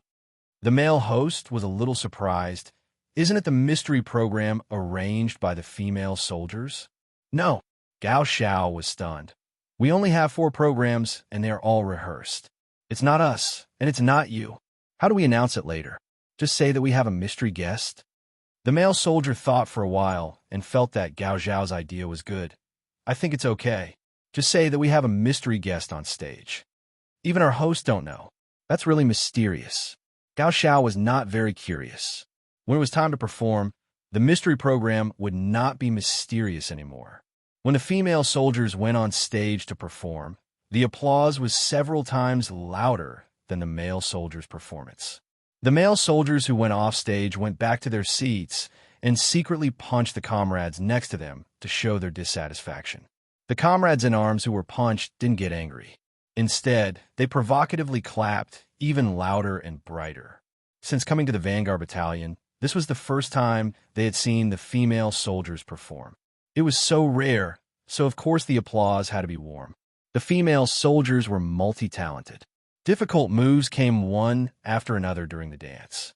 Gao Xiao could even do a backflip without using her hands to support herself on the ground.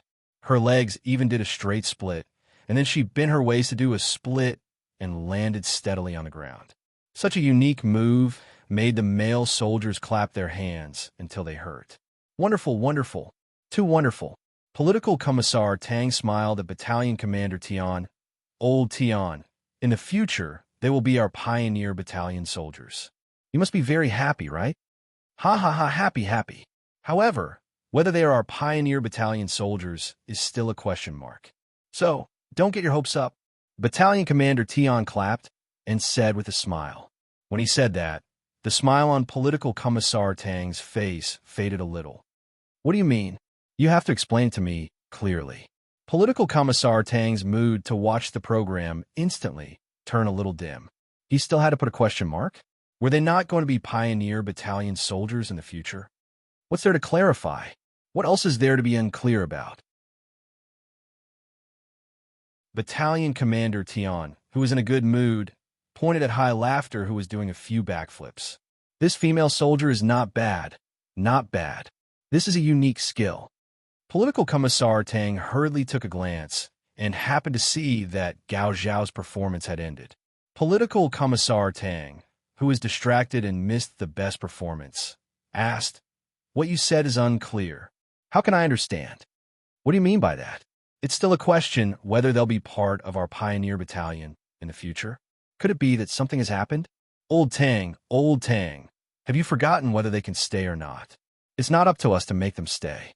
It's up to them to get approval from the higher-ups. Speak more clearly next time." Only then did Political Commissar Tang feel relieved.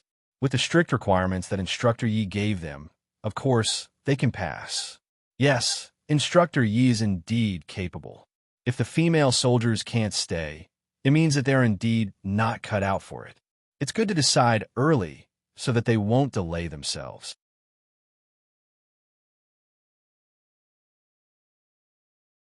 Chapter 49-56.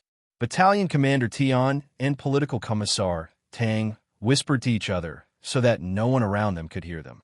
Yi Qian and Xia Jinyuan, who were a few seats away from them, naturally couldn't hear them. In their current state, if someone whispered into their ears, they would probably react half a beat slower. Yi Qian didn't dare to let Xia Jinyuan hold her hand all the time. Besides, she still had a clap. How could she put her hands down and let him hold her hand all the time? Every time she clapped, she was already half a beat slower than the soldiers. This was because the mischievous Xia Jinyuan liked to hold her hand tightly so that she wouldn't be able to clap immediately. Every time he saw Yi Qian glaring at him because she was half a beat slower than him, Xia Jinyuan found it particularly interesting and never got tired of it. After countless times, Yi Qian didn't know whether to laugh or cry. Commander Xia, do you still have a 3-year-old Xia Jinyuan in your heart? You only find it fun when you see me in such a predicament? It's fun indeed. I can even let you look at me a little longer. It's worth it. Lieutenant Colonel Xia held Yi Qian's hand tightly again. His thin lips curved upwards, and his cold brows were tinged with deep affection. I hope that every spring festival in the future could be like this year after year, year after year, year after year. Just like that, from the old year to the new year, they were like trees with branches intertwined with each other, bathing in the sun together, weathering the rain together. They supported each other, leaned on each other, and shared each other's joys and sorrows for a lifetime. Yi Qian, whose heart was moved, secretly held his hand back and nodded. Year after year, year after year, year after year. To be able to spend year after year with him, no matter how difficult the journey was, she had no regrets. After the male and female soldiers finished singing a pop song, Gao Xiao and another male soldier who was acting as the host walked over amidst the warm applause. The seats that originally belonged to Xia Jinyuan and Yi Qian were now empty. After the singing, it was time for the two of them to perform. As the host, Gao Xiao waved the program list in her hand. Her sweet voice entered the ears of every soldier. The next program is very mysterious. How mysterious was it? It's so mysterious that even as hosts, we don't know what kind of program it is, nor do we know who the performers are. I'm very, very curious now. Zhou Qi, how about you? Aren't you curious? Zhou Qi, a male soldier, was the host. I've been curious since I saw the program list. Now, I can't wait to find out what kind of mysterious program it is. Dear comrades, do you want to know? The male soldier, Zhou Qi, was very good at livening up the atmosphere. After he finished speaking, he pointed the microphone at all the soldiers. The entire canteen resounded with the voices of the soldiers in unison. Yes, yes, yes. Applause. Let's welcome the mysterious guest who is performing the mysterious show.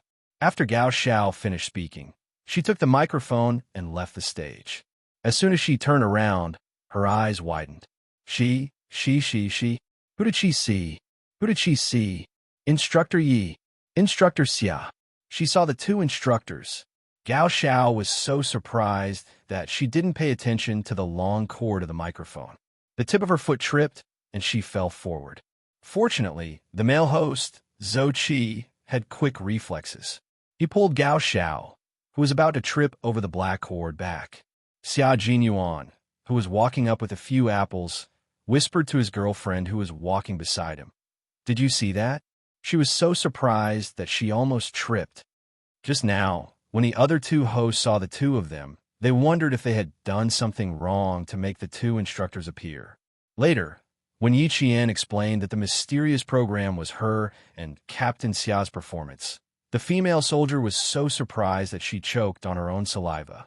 She couldn't say anything for a long time.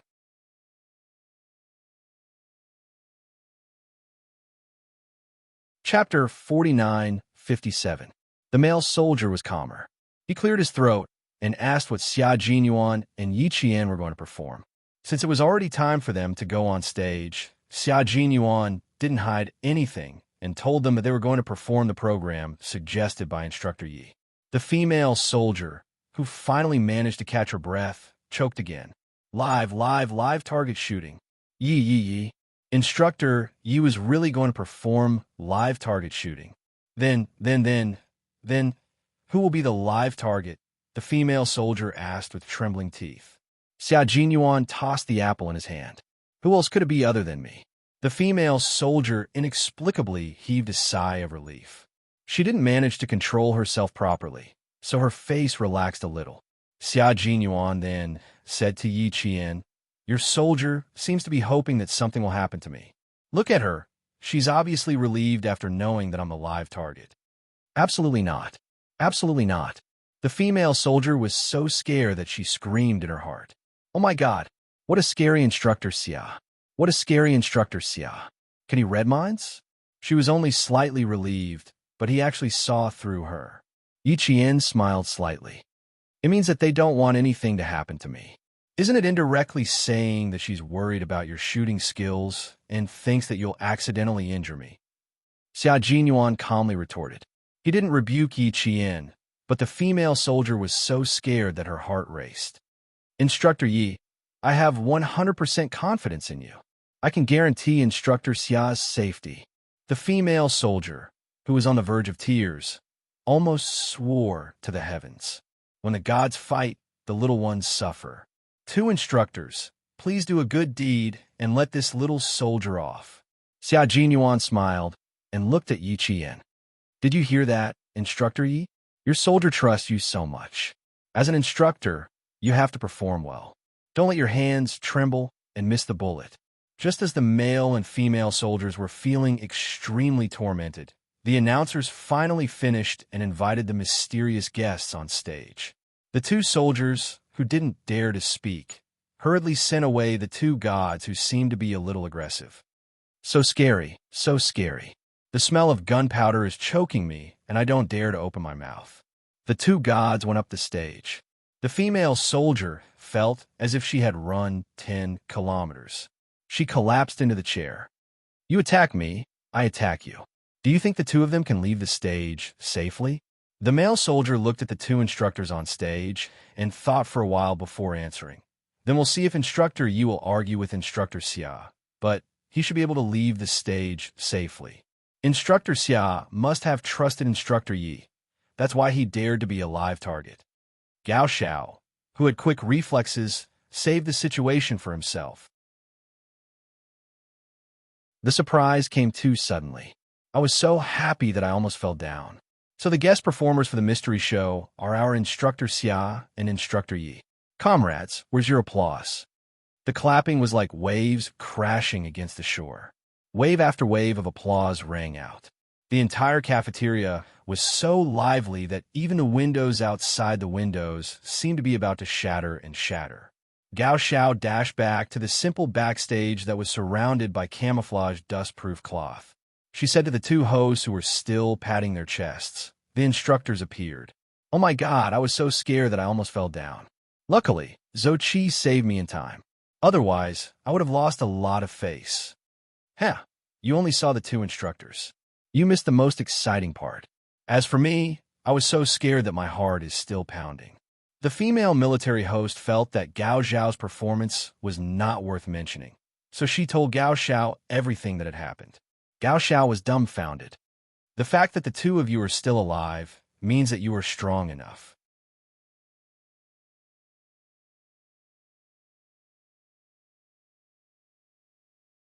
Chapter 49:58. The female soldier replied with a lingering fear. Yeah, I can smell the gunpowder in the air. So scary, so scary. The 2 instructors together can only scare people. Their performance is also scary. This won't do. I have to watch carefully. Although it's scary, it's definitely exciting. Gao Xiao finished speaking in one breath and turned around to walk out of the backstage. She stood by the curtains to watch the exciting performance. At this time, the entire cafeteria was silent. All the soldiers held their breaths and stared at the front without blinking. Battalion Commander Tion's body leaned forward slightly on the edge of the table, his fingers tightly interlocked. He was very worried that something would happen. Political Commissar Tang stopped talking to Battalion Commander Tion and just stared ahead. Xia Jinyuan was already prepared. He had an apple on his head and an apple in each palm. What was even scarier was that there was a big apple between his knees. The male soldiers couldn't help but clamp their legs together.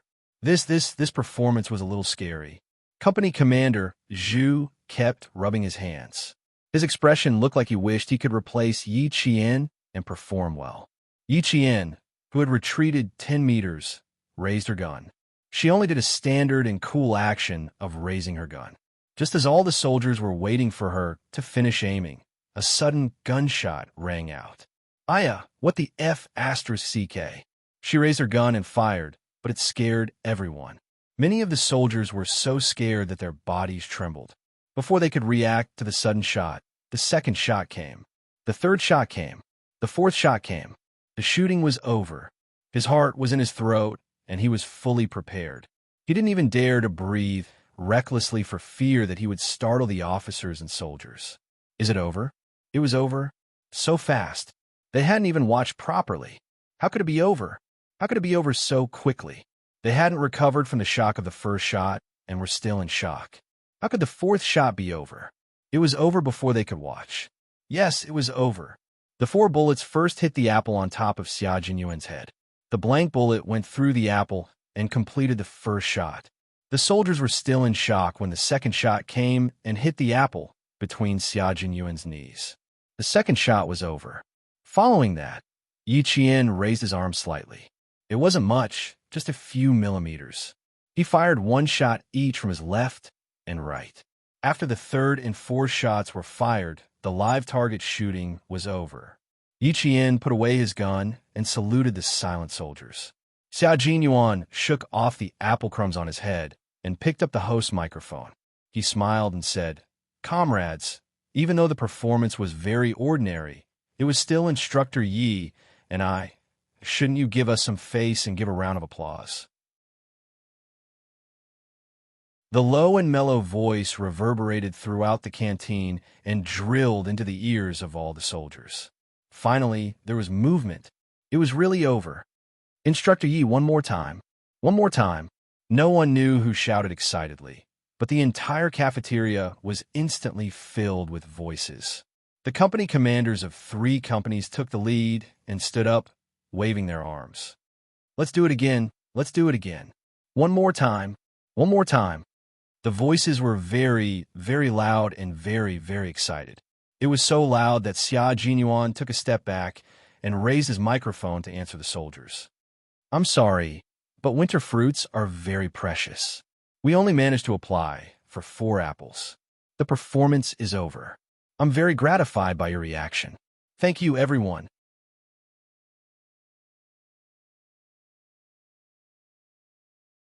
Chapter 49-59. This was the effect that Xia Jinyuan wanted. Only when they missed him could they remember that there was once such an instructor who showed them how strong a strong person was. They would remember him for the rest of their lives and never forget him for the rest of their lives. Just like Uncle Chun, the world-class sniper King in the late 1970s. Even though he had left the throne for decades, Major General Yang still recognized Uncle Chun at first sight. He was still amazed by Uncle Chen's style. He hoped that his little fox would leave the Northwest military camp. Years later, her footprints would still be left on this vast, yellow, barren, and vast land. Yi Qian didn't want to perform again. Once was enough. She loved shooting and sniping. She just needed to silently enjoy the pleasure of shooting a bullet. She didn't need the audience to support her, nor did she need to be praised. She just wanted to enjoy the process alone and pursue a higher realm alone. She just wanted to be alone. Battalion Commander Tion didn't want to think about it anymore. He wiped his face and said to Political Commissar Tang, "Did you see it clearly?" "I didn't see it clearly. I want her to do it again." He knew that Xiao Ye's marksmanship was good, but he didn't know that her speed was more frightening than her marksmanship. No. It was the combination of speed and marksmanship That was scary. How could a person shoot so fast? He only saw her raise her hand, and she didn't even pause for a second. She just raised her hand and shot. It was fast, steady, and accurate. He was nervous for a long time. His hands were red from clenching, but what was the result? The result? The result. It was over. He was worried for a long time and wanted to see Xiao Yi shoot. In the end, he was nervous for nothing. Battalion Commander Tian felt a little stupid. Political Commissar Tang? Political Commissar Tang also wanted to see it, but he tilted his head slightly and said in a low voice, "There's no need to perform on stage. When we reach the shooting range, we can ask Xiao Yi for guidance. Such accurate shooting, performing once is just to liven things up. Let's do it again." Although everyone just wants to see Xiao Ye's shooting skills, it's more for entertainment. It shouldn't be for entertainment. We should respect a sharpshooter. Battalion Commander Tian's face was solemn. That's right. I was careless. Seeing that the soldiers had not retreated, Battalion Commander Tian stood up. When Xia Jinyuan saw Battalion Commander Tian walking over, he immediately handed the microphone to Battalion Commander Tian. Before Battalion Commander Tian could speak, the soldiers had already quieted down. "Warriors, I would like to say a few words." Taking over the microphone, Battalion Commander Tian faced all the soldiers with a serious expression and said in a deep voice, "What Instructor Yi brought tonight is not a wonderful performance, but a superb shooting. I understand that you want to see Instructor Ye's wonderful shooting again, but please remember that such exquisite shooting is not achieved in a day. It is Instructor Yi who has practiced hard for several years to achieve today's results. A true powerhouse must have put in unimaginable effort, blood, and tears. Therefore, I hope that the soldiers will respect Instructor Yi and thank her for letting you see the exquisite shooting of Sharpshooter. Now, all warriors, please stand up." Hua! The figure below the stage stood up solemnly. Battalion Commander Tian, who was facing the warrior, turned to face Yi Qian. His bright and spirited eyes stared at Yi Qian. With the topic in hand, he said in a deep voice, "Salute." Swoosh! A true powerhouse should be respected. The stronger they were, the heavier the responsibility they shouldered and the more effort they put in. They should be respected. You're tuning in to the Warrior Lore YouTube channel. Don't forget to subscribe and join us on this journey to catch the most captivating stories.